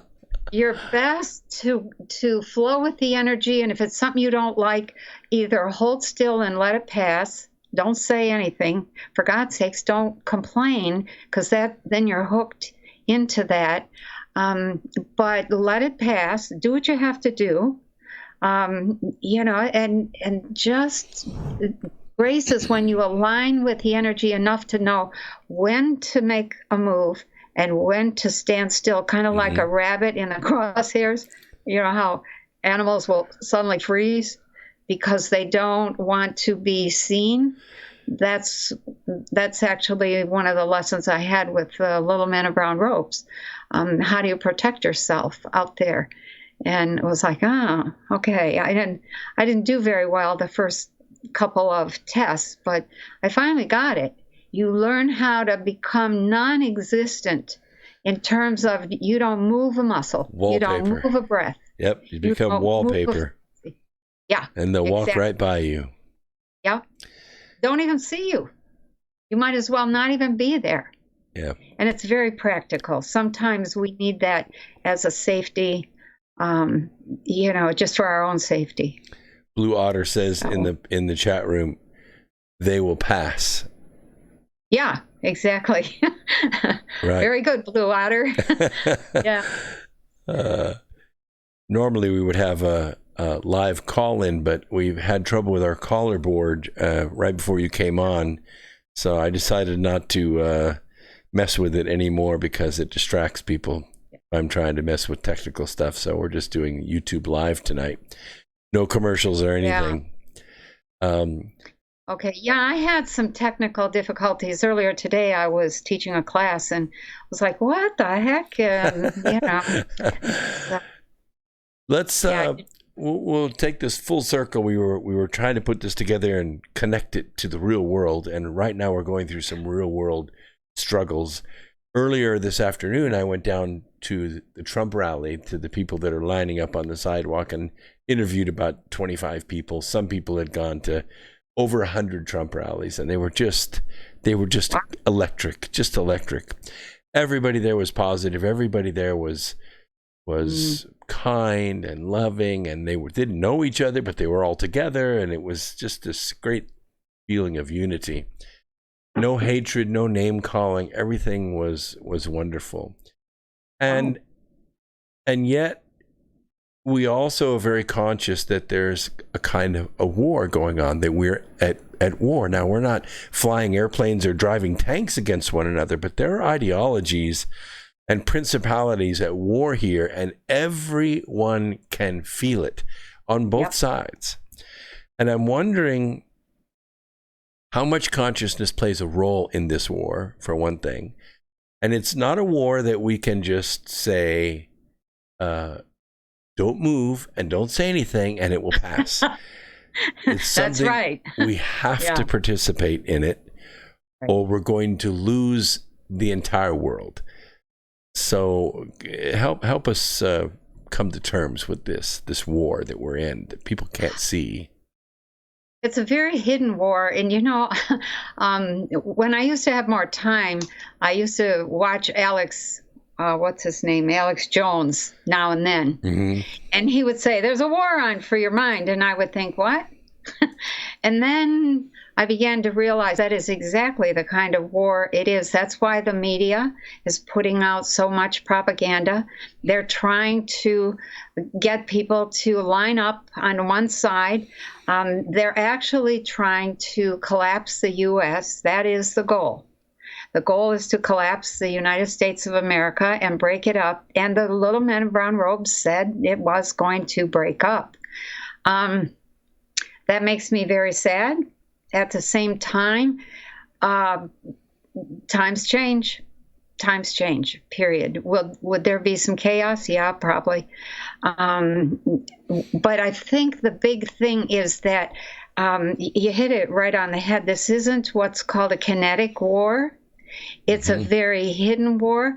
The war that the little man in brown robes painted that really prepared me to see was the war between the corporate titans and the leftovers of the United States government. And that, what I see now is that Trump was a member of those elite titans, and he pulled away and said, I can't play in your sandbox anymore because it's just not working.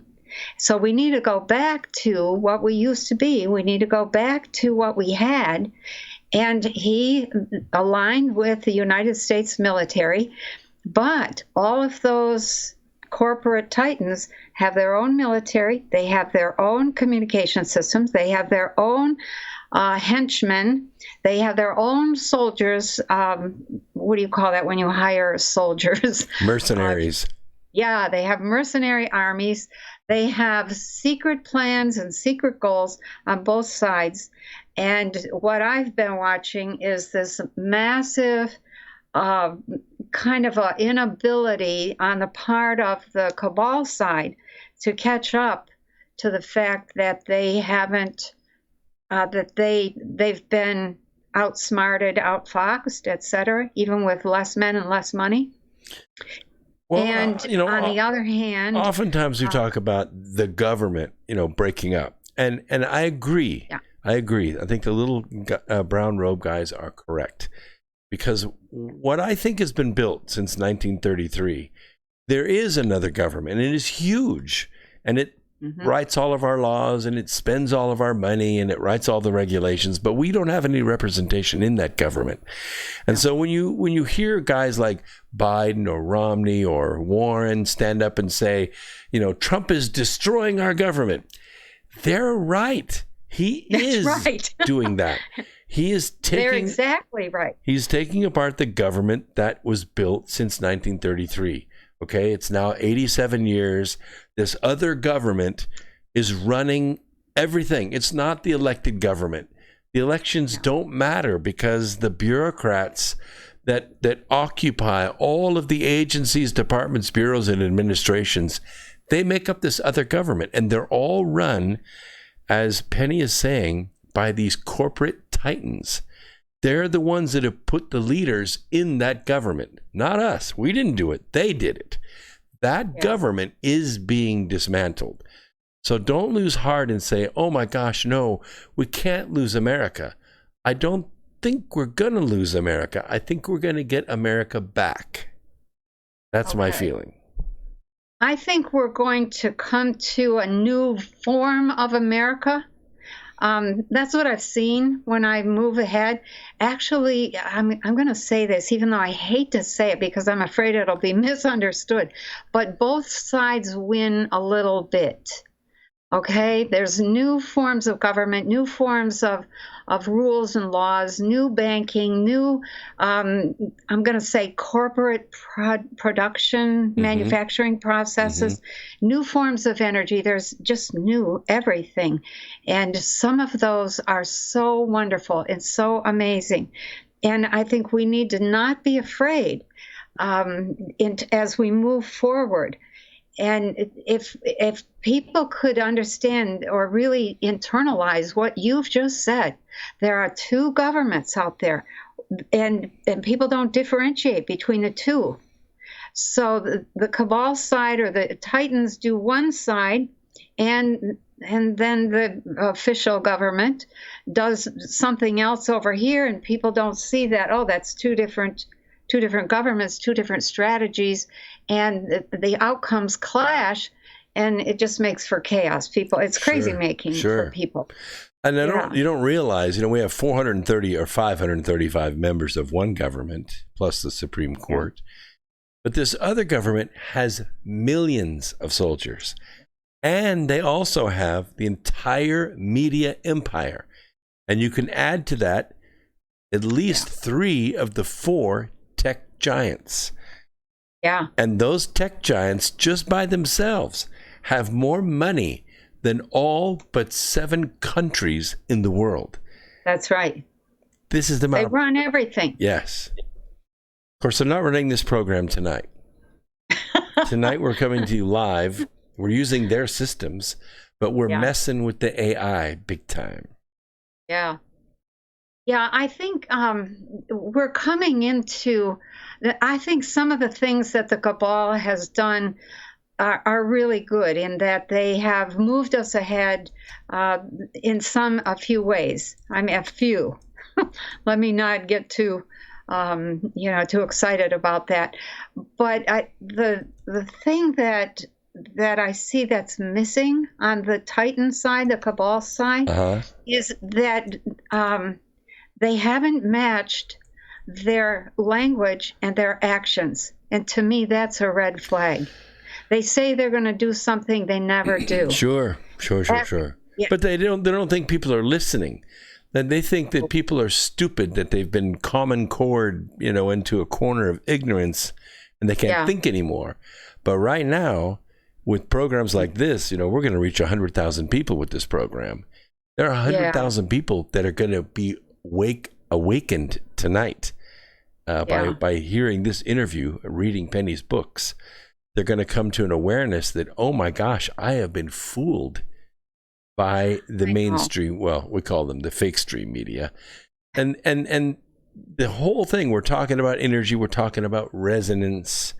They understand these principles too. They know these principles as well as we do. And they know that if they can keep feeding their idea out, all the media to us, they will use our batteries, our consciousness as a battery, to add energy to their manifestation of their future. And we're here to see that doesn't happen. Yeah, there's this part of me that wishes so much that that the Cabal Titan side had been a little more upfront, a little more honest, a little more accessible. They had some good ideas. And I think I said in the book that, was it David Rockefeller, one of the Rockefellers, made the statement that he was so proud of this New World Order effort. And I thought, I mean, that was like somebody hit me in the face with a baseball bat. It's like, what does he know about, or what is his perception of this New World Order that he's so proud of? If he's so proud, why didn't they share it with us at that level? Why didn't they tell us all the good things? Or why weren't they acting in an honorable way? And that says, if they're trying to sneak something past us, I don't know if that's going to fly. It can't. It is, in a sense. I mean, it wasn't with any of the people that I spoke with in the line this afternoon, but I've spoken to other people who have said, no, we're ready for socialism. And I've said, well, you realize that you saying that means you're never going to own a home. You're never going to have a 401k. You're never going to have a self-directed IRA. You're never going to take a year off and go on vacation in your life. You're going to be a worker all of your life until you die. And you're never going to own anything. You're only going to live in what's been provided to you by the government. And they were fine with it. And I said, I don't think you're going to be fine with it, because you're going to realize when you're standing in line for 3 days with a raging fever, trying to see a nurse practitioner because all the doctors have left, that socialism's not working for you. It never works for the people. Yeah. It only works for the socialists. So in that respect, they have been upfront. They have said socialism's great for us. You're going to give everything you have to us, and we're going to give to you according to your needs. Now that sounds wonderful. But when you're that person and you realize you want to say, okay, well, my contribution to society is I want to be a full-time podcaster and a part-time poet, and I want to get paid $50,000 a year. Oh. You see, Okay. that ain't going to happen. No.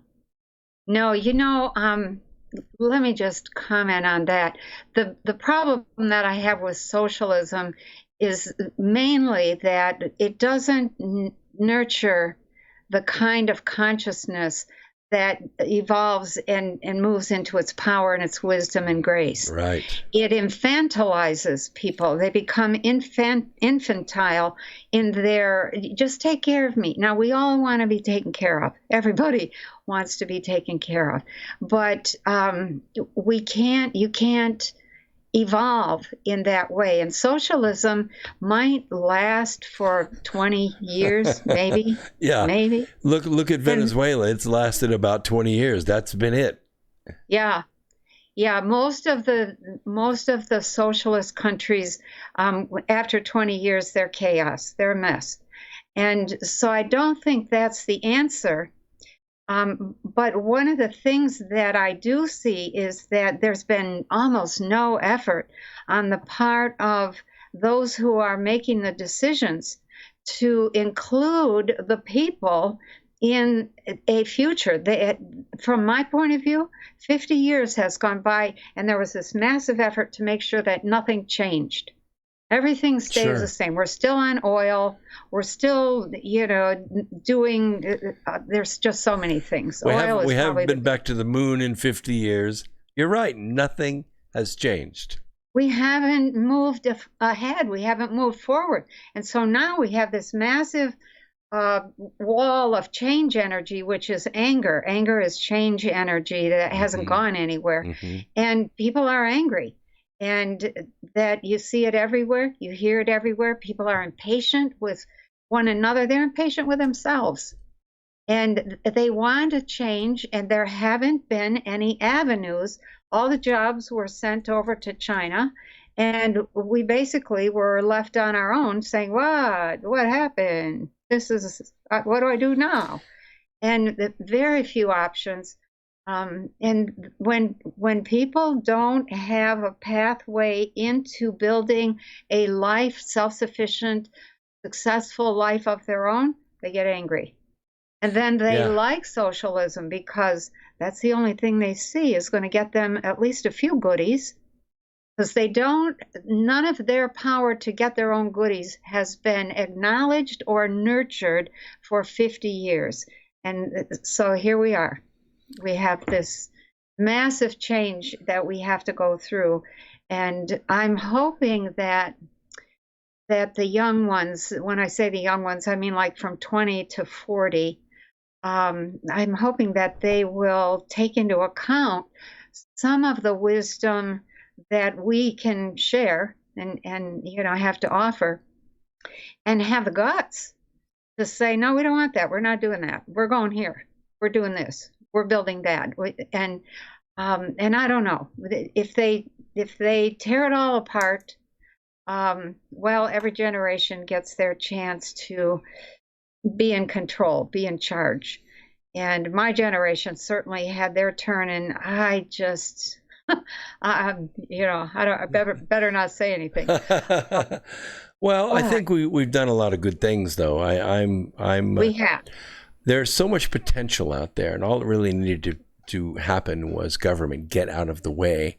Yeah. There's a natural tendency to want to automate a lot of things, and in government we call this artificial intelligence. Now, artificial intelligence has its place. If you're going to run a combine 24 hours a day and harvest fields, artificial intelligence is great. You just give it a pattern, tell it the borders of the farm. It runs by GPS. The trucks pull up. You get the wheat. Everything's great. AI has its place. But artificial intelligence is just that. It's artificial. It has no desire. It has no love. It has no compassion. It has no bond with another soul because it doesn't have a soul. So when you think about artificial intelligence having an avatar in real life, it makes it is the epitome of evil to have that happen, because you remove the free will to screw up from people. We have that right to do that. And to learn from that. And to learn from that, right. We have ideas, we have access just a couple of days away to vast amounts of clean energy. It's 2 days from here. All we have to do is go get it and bring it back and change out all the nuclear energy in all of our nuclear power plants. And instead of powering our plants for 3 years, we could power our plants for 20 years with fuel that doesn't pollute at all. It's 2 days from here. It's worth trillions. It would lower the cost of energy to everyone. And yet we haven't done it. And we're getting close, because I'm talking to companies that are gearing up to do it, but on a private basis, not a government basis. Yeah. I'm telling you right now, people, because of the Space Force, the gold rush is on. Oh my, yes. Yes, it is. Wow. Yeah, we have a lot of opportunity. In fact, I was just telling somebody that one of the, my whole life really has, I've come here to teach the world about the mind and consciousness, and I'll say that, and I often think to myself, whatever made me think I could do that? That's just crazy. That's, it's impossible. And then I just keep going, and thinking, okay, well, maybe I'll do what I can, etc. But we have to change our consciousness and become much more powerful, much more insightful, much more self-disciplined. And then we are ready to engage with the galactic community. They look at us and they're kind of like, these guys are out of control. They're kind of like having wild animals in the corral or in the barnyard with the bull. And I have a friend that's very into this whole idea of human presence, about being here. And he says, his name is Ken Payne, he lives in Tell City, Indiana. And he says that when you get 64% present, then the spirit race is on. Yeah. And once we join the spirit race, this is the greatest show in the universe, this planet Earth. Everyone is watching right here, right now. Yeah, that is true. Yeah, we have this opportunity. Are we going to take it? Well, see, I don't think we're all that far away. I don't know. We're at 64%, but we're in the high 50s, I believe. We just don't need. We need one or two more, maybe 13 more people live tonight on YouTube, and we're there. I don't know if we can hold it, but if we could just get there, at least we could get the race started. Wow. Yeah, I have often looked back to where the world was at when I was first dealing with kundalini and didn't dare say a word. And now everybody is talking about consciousness and waking up and alternative this and spiritual that. And I'm like, come on, keep going. I think we are going to make it. And maybe not, I don't want to pressure those people who aren't interested, but for those who are interested, we are moving toward becoming a space-based civilization. And that is a critical step for us. When we can have a manifestation chamber and manifest a piece of wood, we don't have to cut down a tree, or manifest some sort of energy. We don't have to dig for uranium or dig for coal or drill for oil. Well, the Earth, I think the Earth gave us a jump start. It gave us a head start by giving us fossil fuels to get us into the industrial age. So we're there. We got plastic, we got fuel, we got electricity, all that stuff. But now we're smart enough that we can make the next jump where we don't have to burn the planet to make this stuff. That's right. Yeah. And we don't have to have vehicles. We just have teleportation. Well, I'll teleport a few pounds off of this while I'm at it from one place to another. I'll just leave some of it in the parking lot if that's okay with you. There you go.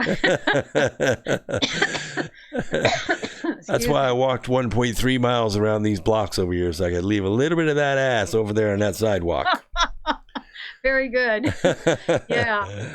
Yeah, I think, I think that there's a possibility for us to make huge strides just in the next 25 years. Huge. That will move us into a way of looking at the world, seeing and experiencing the world that actualizes the deepest creative part of each self, each one of us. And that's going to change the whole world, the mindset, the activity, the lifestyle, what's important to do. I tell people, follow your heart. There is no other thing to be following other than your heart. Do we have very many models who teach how to do that? No. But it's still important to start and to struggle with, well, how does that look? How do I pay the bills? How do I deal with my wife or my kids or my neighbor or follow your heart and let that heart teach you how to become different. And that just you changing who you are is, on the average, is going to change about 20 people around you. And Sure. that just keep that spreading out. Yeah, that's what I say. Go out and look for the good in others and help it to grow a little every day. And before long, you will have saved the planet. Yeah. It's more infectious than the coronavirus ever thought about being. And when you catch it, you're cured. Yeah. Yeah. There's so much fear about that coronavirus right now. Well, that's it. I'm like, we don't have be afraid. Nothing to fear but fear itself. Because Right. this coronavirus isn't as deadly as people think it is. The press has made it into be something, and it's only hurting the economy. I mean, sucking $2 trillion out of the stock market doesn't help anybody except the globalists. Yeah. I look at that and I think, oh my gosh, it's going to take almost the rest of the year just to get the whole thing moving again in China. And so what are we going to do in the meantime? Well, it may be too late for them. Like I said, we've moved several tens of millions of dollars of tool making to Morocco. And there are other companies out there doing the same thing. I'm just working in the Fortune 500. I guarantee you there are 1,000 companies doing exactly the same thing. Wow. When they start those plants back up in Wuhan, there's not going to be anything on the docks coming in. Oh, yeah. Okay. Okay. Yeah, that changes a lot of things. Now, the interesting thing is, and I have it halfway decent good authority, I don't think President Xi is involved in this. I think this is happening on a whole nother level that's out of his control. He's just the face. He's just the figurehead, not the brainchild of this at all. Yeah. There's some things that I could say that let me just say, I think that there's some stuff happening under the surface. There's definitely some stuff happening under the surface that I'm just watching to see how that plays out. But I think it caught him off guard. I also see that it caught the elites, the cabal off guard. And that is something that... Well, it is interesting how we have seen in the last year or so much ready, shoot, aim with this global syndicate. Yep. They have a good plan. They have a good weapon, but they're just aiming it in the wrong place and just firing. Nothing has hit the target at all for the last 18 months. Actually, Brooks, I look at that and I think, is it all being staged just to give us a kick in the butt to make the leap in consciousness? Well, it could be, but I used to think, well, it'll be good for the country to have President Clinton for 4 years because then we'll learn our lesson. No, that's the wrong way to think. When I was writing a Charm My Favor, I was kind of streaming the remote viewing that people were calling Q. Charm My Favor was almost done when Q started posting in October of 2017. And in Christmas of 2018, the book was out, and it was number 2 on the bestseller list. And because I believe that this Q group was using remote viewing, and whatever energy they were putting out, whatever device or consciousness they were using, I was picking up on it right in this chair. It was just streaming out of me. And I wrote as fast as I could. My hands ached from writing that book. But I've had that. What I saw there was a plan, a grand plan to try to, and it was had the tactics, a lot of the things you didn't see because they didn't quite happen. They actually knew that Congress was on its way to Greenbrier, for instance. All the Republican congressmen and their wives and many of their children were on their way on a train going to Greenbrier, which was a vault. It was a vault that had a 25,000-pound door on it. And they'd just been refurbished. They spent millions of dollars refurbishing this, and Trump had called a secret meeting, a meeting that would be non-surveilled, because it was evident that he'd been spied upon at this point. So they made this plan almost a year in advance. All the congressmen are going to go down to Greenbrier. We're going to go in behind the vault. We're going to close the door, and we're going to make a plan. And do you know, they tried to derail that train. Yeah. One more wheel off the tracks for that train, and we would have lost half of Congress, all the Republican congressmen, and their wives, and their kids. How do you think we would have recovered from that? It would have been another Titanic, period. You know, when the Titanic was sunk, it had all the opponents to the Federal Reserve banking system on that boat. That's correct. And that it would have been the same thing. We would not have recovered. And I don't know who saw the garbage truck at the last minute, or what was actually, who signaled who, but boy, it was a small miracle that they didn't have a derailment and all those people get killed. It's true. You know, that every single crossroad where that train was traveling had a police barricade on it, except one. Right. Except one.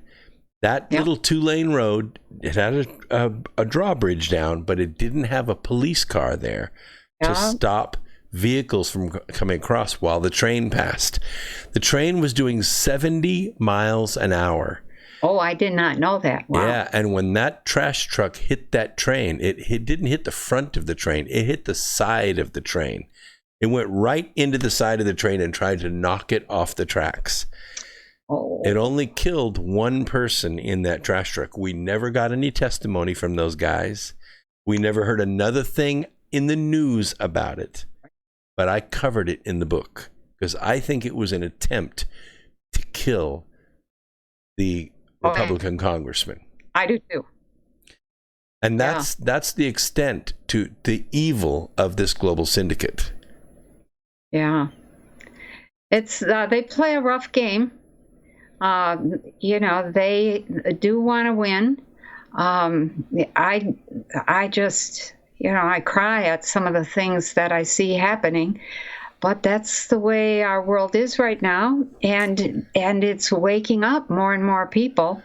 So is that what we have to go through? I'll share this with you. While I was writing the book, I you know, you stretch your consciousness out there and you see things.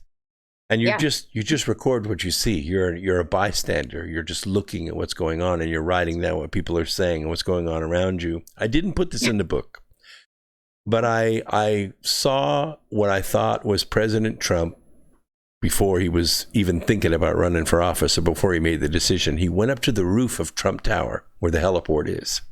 Mm-hmm. It's a good place to go and think. And to him, it was going to the top of the mountain.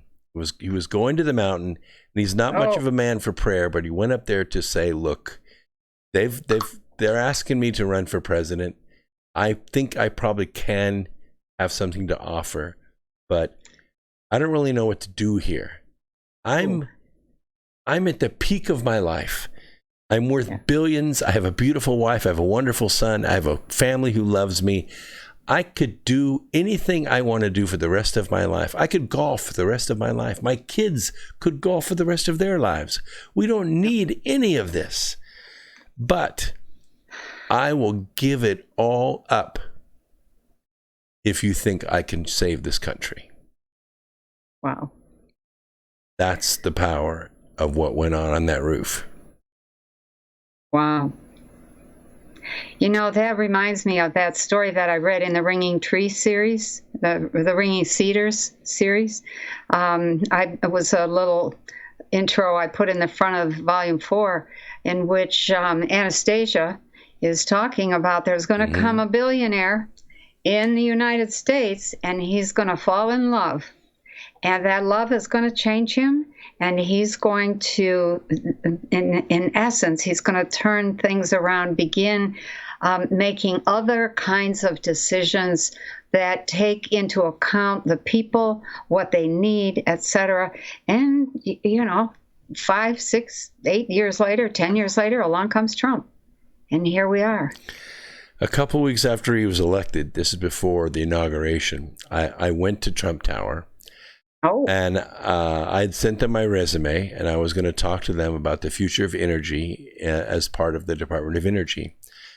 So I went there, and I walked up. They had a little podium set up in front of the elevators, and that's where your first interview was at.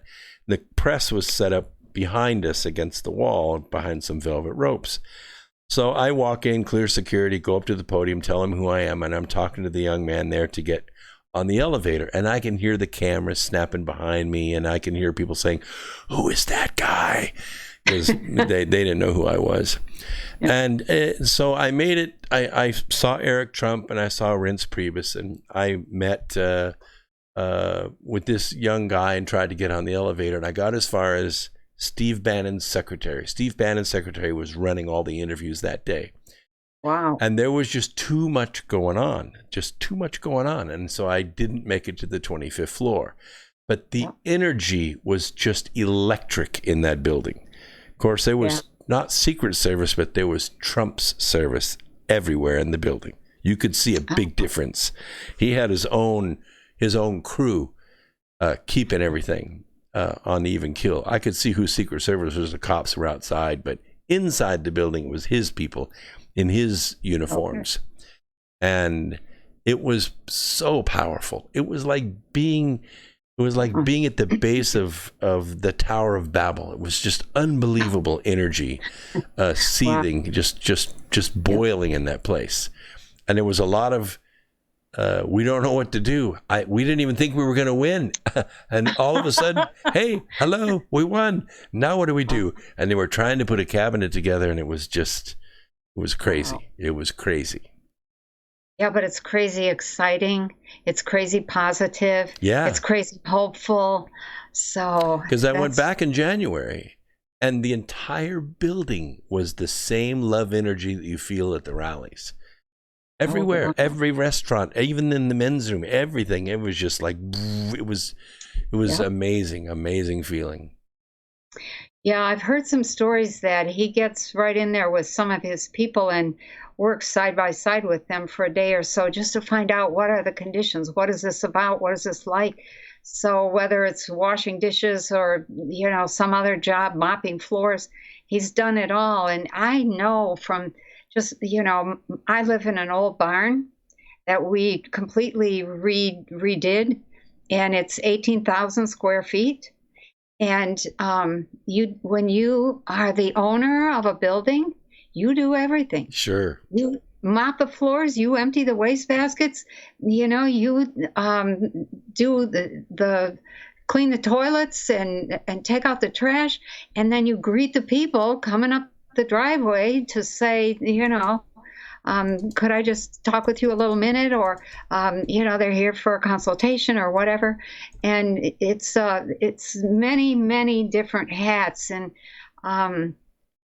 I think that kind of versatility is something that I see when I look at almost any of the really successful people, is that they've done it all and they're willing to do it all, and they have to. Well, when you look at the guy, has 10,000 employees worldwide, over 500 companies, and you think from Salon magazine to the New York Times to the Washington Post, they searched the world for an employee who would badmouth him, and they couldn't find one.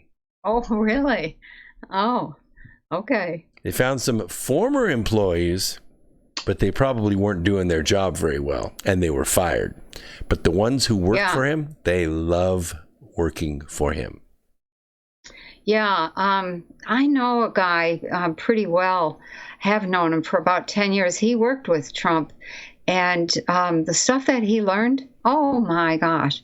I think that level of intelligence filters down, or the approach, the techniques, the skills, they filter down to people. And I actually was seeing the reverse of that Trump effect when the Bushes and the Clintons were in the White House.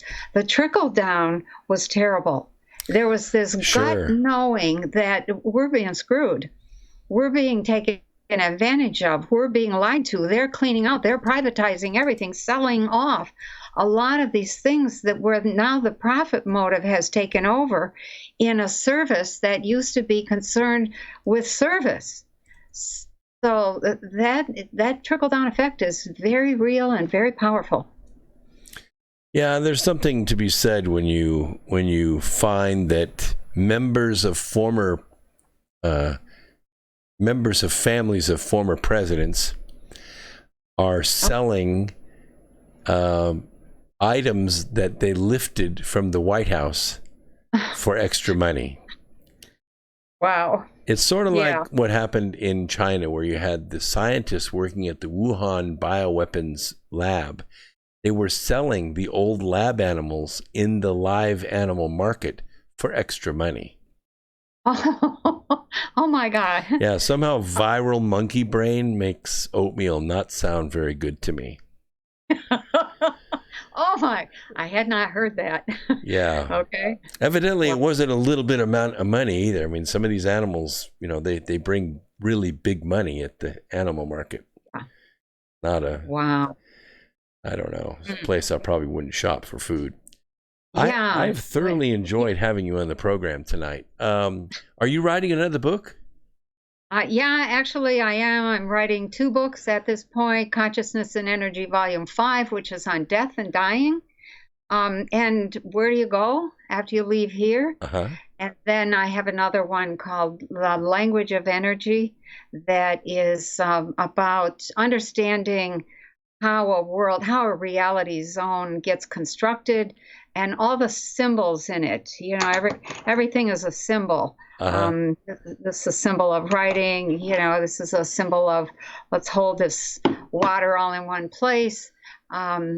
It's really, there's probably about 6 more that I'd like to write, but I'm just focusing on those 2. And my Patreon thing, I'm loving the Patreon thing, and my garden. So. Well, I haven't got too much of the hang of Patreon yet. I've got it up there for the North Pole Inner Earth expedition, but I think we've only raised about $50 on it. Haven't got the hang of that yet. Keep going. So, yeah. And so you are teaching a class. You teach this on online on a webinar. Can you access that on your website, consciousnessonfire.com? Yeah. Actually, if you go to my website and buy the class, then it refers you. I teach Intuition 1, 2, 3, 4, 5, 6, and 7.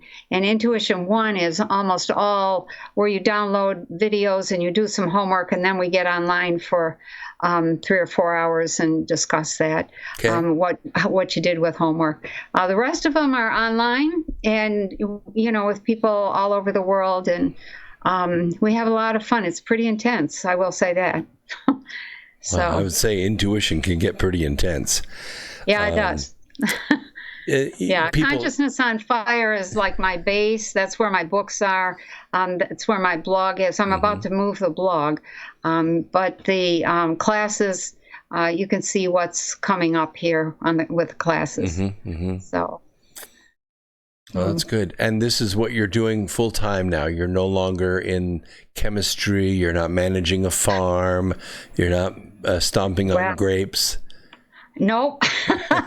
No, but I have done all that. I'm still on the farm. My daughter is the manager of the B&B. We have a B&B, and she manages that. And we are just about to open again, March 27th. But I write and teach full time, and have been writing and teaching full time since I left engineering. The farming is I love the gardening and farming, and so I'm not about to give that up. Not unless I really have to. Yeah, you get connected to the earth, making life and battling the elements to make it. There's something ultimately rewarding about that. I love it. Well, it's been a total pleasure to have you on. I hope you've enjoyed yourself. I have. It's been great to talk with you. You actually are really good at keeping up your end of the conversation. Well, I appreciate that. I've tried not to dominate the conversation. You get a lot of hosts like that. They like the sound of their own voice, but I like the sound of yours. So it's been very enjoyable. Okay, well, thank you. Thank you for having me on. Thank you to everybody who was listening. I hope you got at least a couple of good things out of it. Yes, I think they did. We've had a pretty high attendance tonight. I've been putting your links in the chat, and I'll put it in the description down below. So when this posts on YouTube, the links to all of her work will be there, and you can follow up on it. And I've read a couple of her books. I'm going to try to read all of them. They're very well written, and I highly recommend them. So have a wonderful week. Thank you. I will. All right. You too. Bye-bye. Bye-bye. All right, Earth Explorers, let me make a transition here. We got about 25 minutes left in this program, so it's just you and me. And unfortunately, we couldn't bring the Truth Frequency people on tonight. Something was going on at the studio, and that's all right. It's just every once in a while, not very often, once a year or twice a year, the server has its own ideas and doesn't connect. So you have all been wonderfully gracious and keeping her connected with us and interested in us. And we greatly appreciate Penny Kelly at her website, consciousnessonfire.com.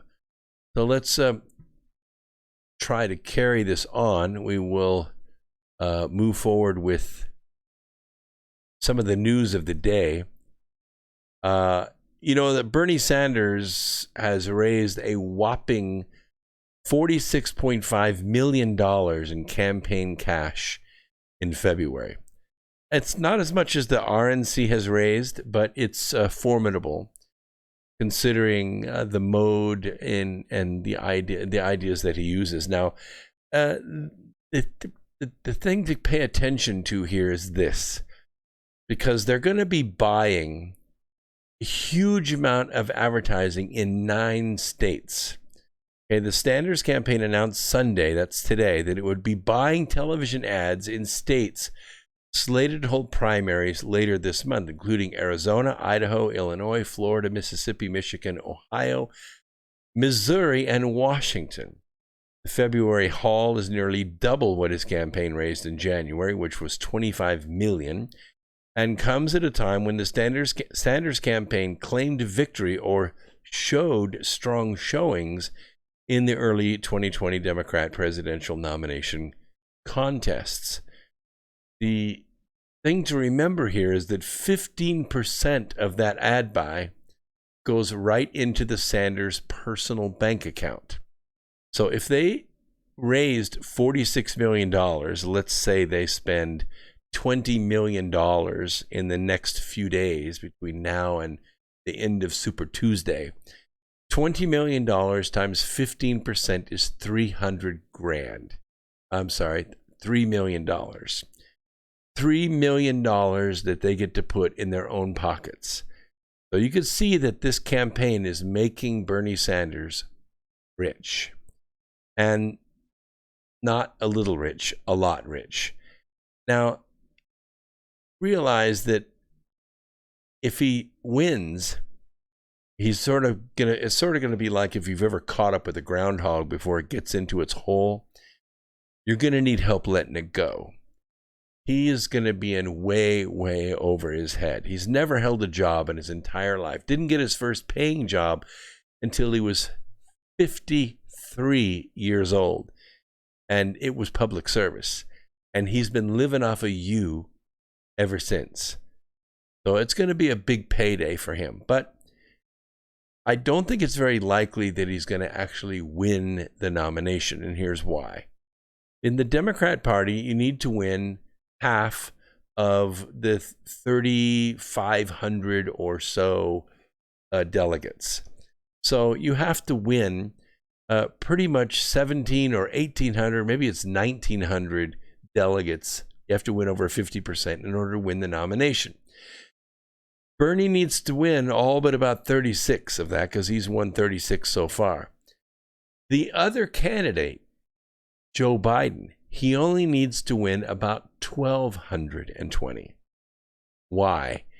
Well, because there's a body inside of that delegate count called superdelegates. The superdelegates are roughly 700 in number. They are made of former governors, former committee chairs, former senators, congressmen who have had more than 5 terms. These are people that are senior Democrats who, quote, know what's good for the party. And Bernie Sanders is not good for the party. So that's why these 700 delegates, they're not going to vote for Bernie. Bernie needs to get his own 1,900 delegates. Joe Biden only needs 1,200 and so because he's going to get the superdelegates. So the bar is much lower for Biden than it is for Bernie. You're really going to see this manifest in the next few days. It's something I really want you to pay attention to because it's going to affect the ads. The ads are going to be more focused as the field begins to narrow. Now, today, little Peter Buttcrack, he's out. He's decided he's not going to go any further. Tom Steyer, also out. He spent $252 million and got 0 delegates. Nada. It wasn't really important for Tom Steyer to win. It was more important for Donald Trump to lose. So that's what he spent his $252 million on, was attack ads against the president. Don't really think it's paid off that well, but I was talking to these people in the Trump line. I sent it out on Facebook Live. I guess I strayed a little bit. I should have put it out on YouTube Live, and that way you guys could share it a little more. But I'd been neglecting Facebook Live, and so I decided to go down there. I just hit the blue F and did the Facebook Live from the sidewalk.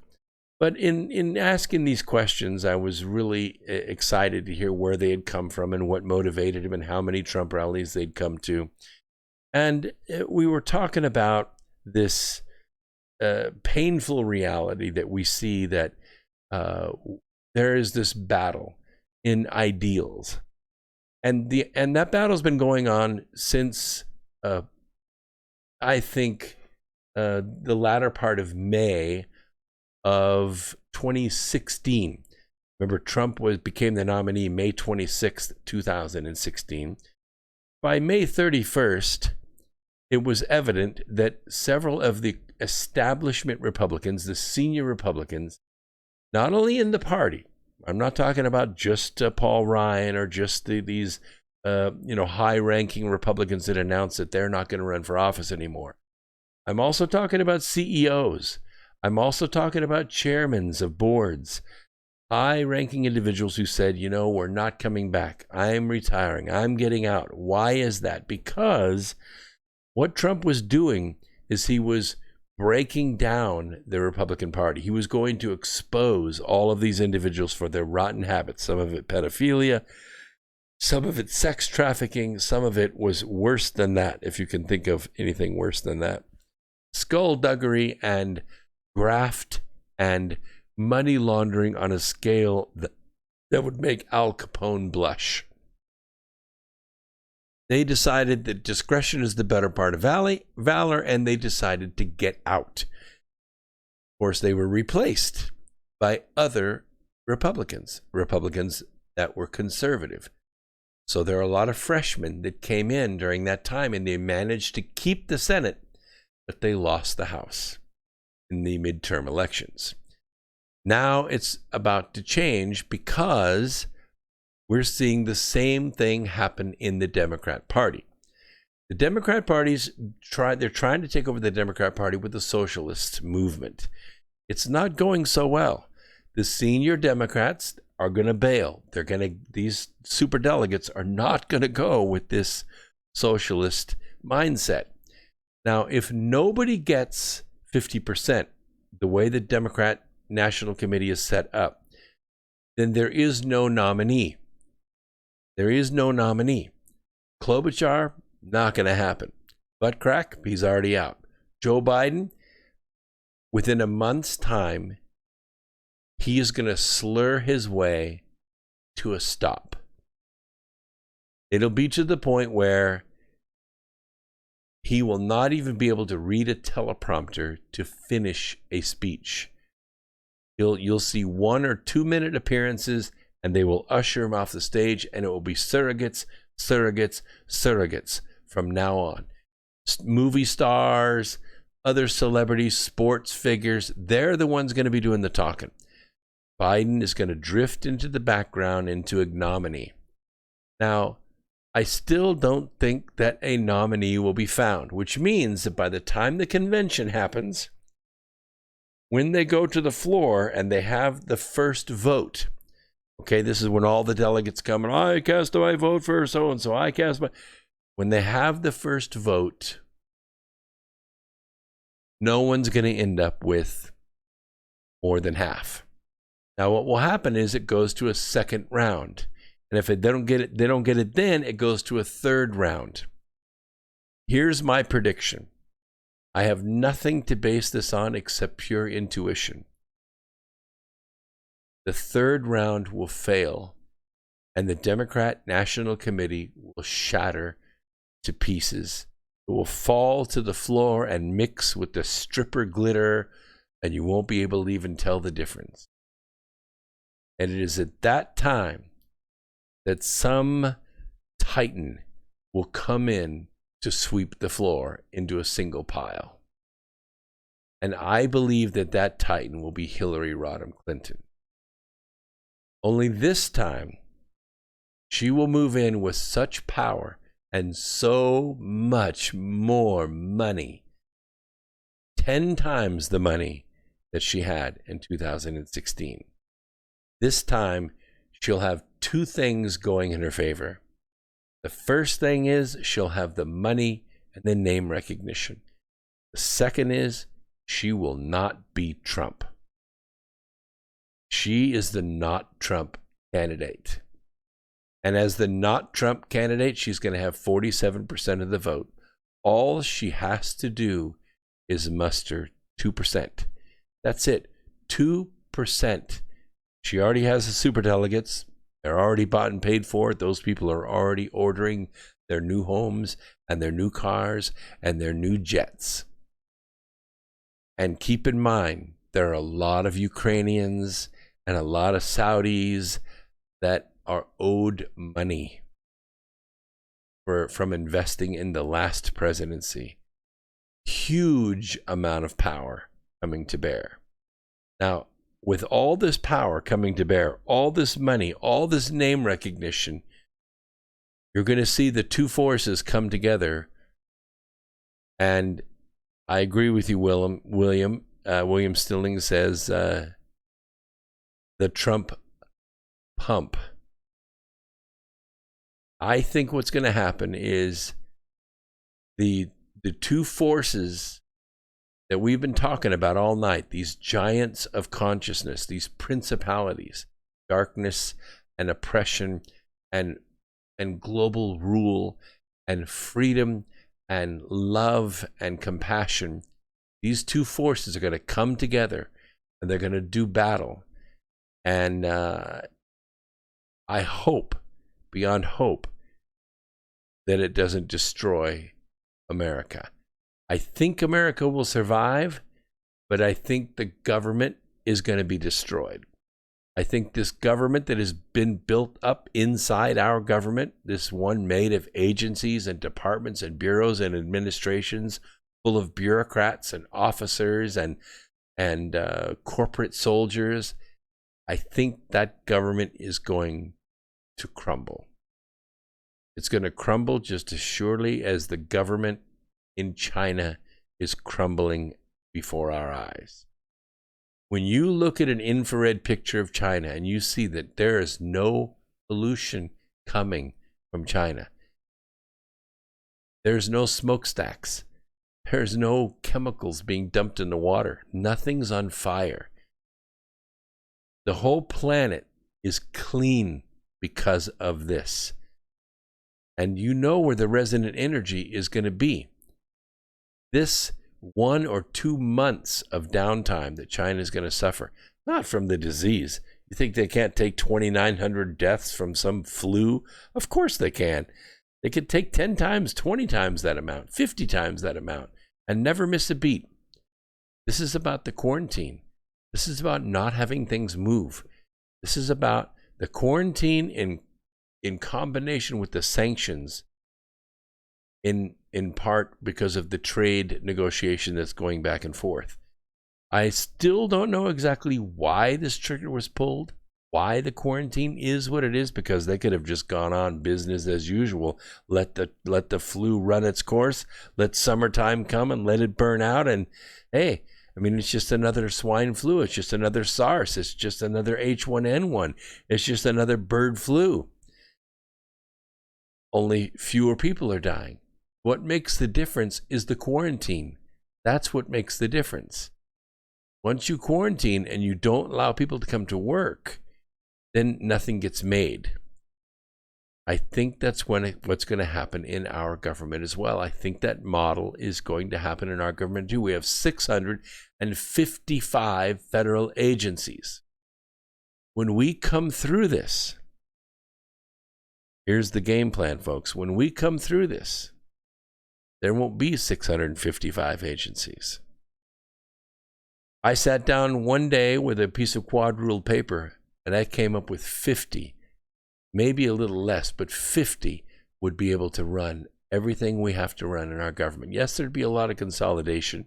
There would be, but there'd also be some dissolution. Yeah, over 600 agencies would go away.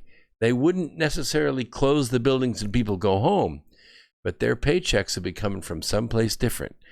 They'd be working for states or groups of states or regions of states, but not the federal government. You would not have these agencies with power to write laws about something that's going on in Virginia that affects people that live in New Mexico.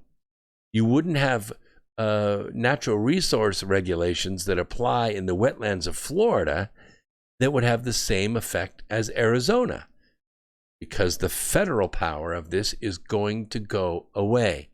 It is going to become a state regional system. The governors have already come together and they've already talked about this.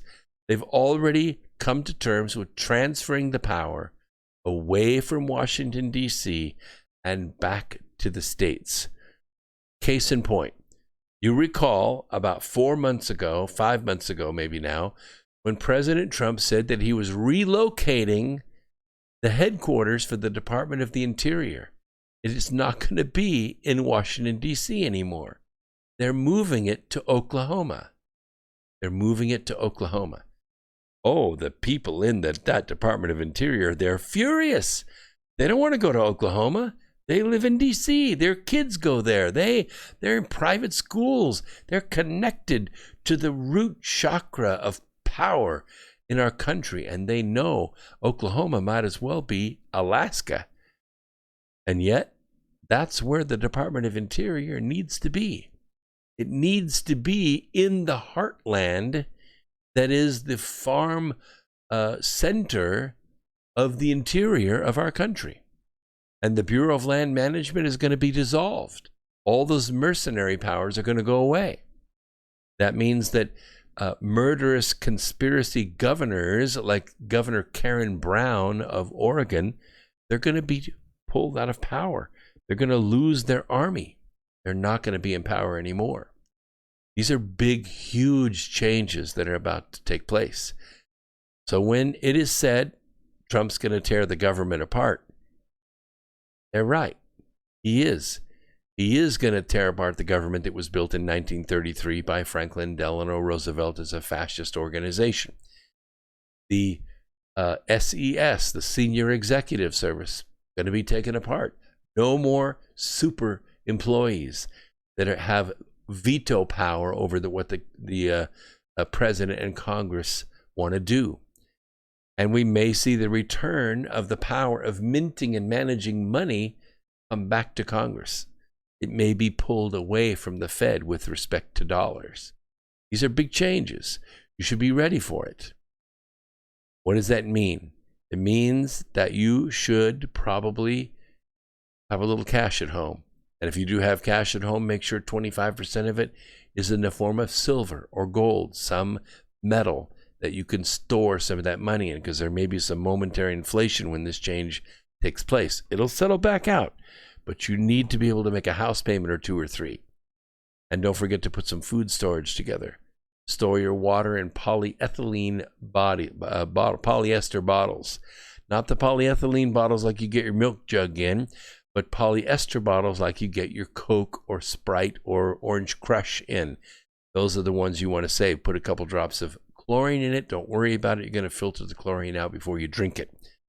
All right. It looks like we are out of time. I'll try to stay with the same schedule so I don't overload you.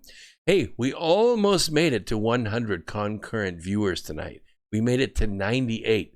That's the closest we've ever come. Next week, you bring a friend.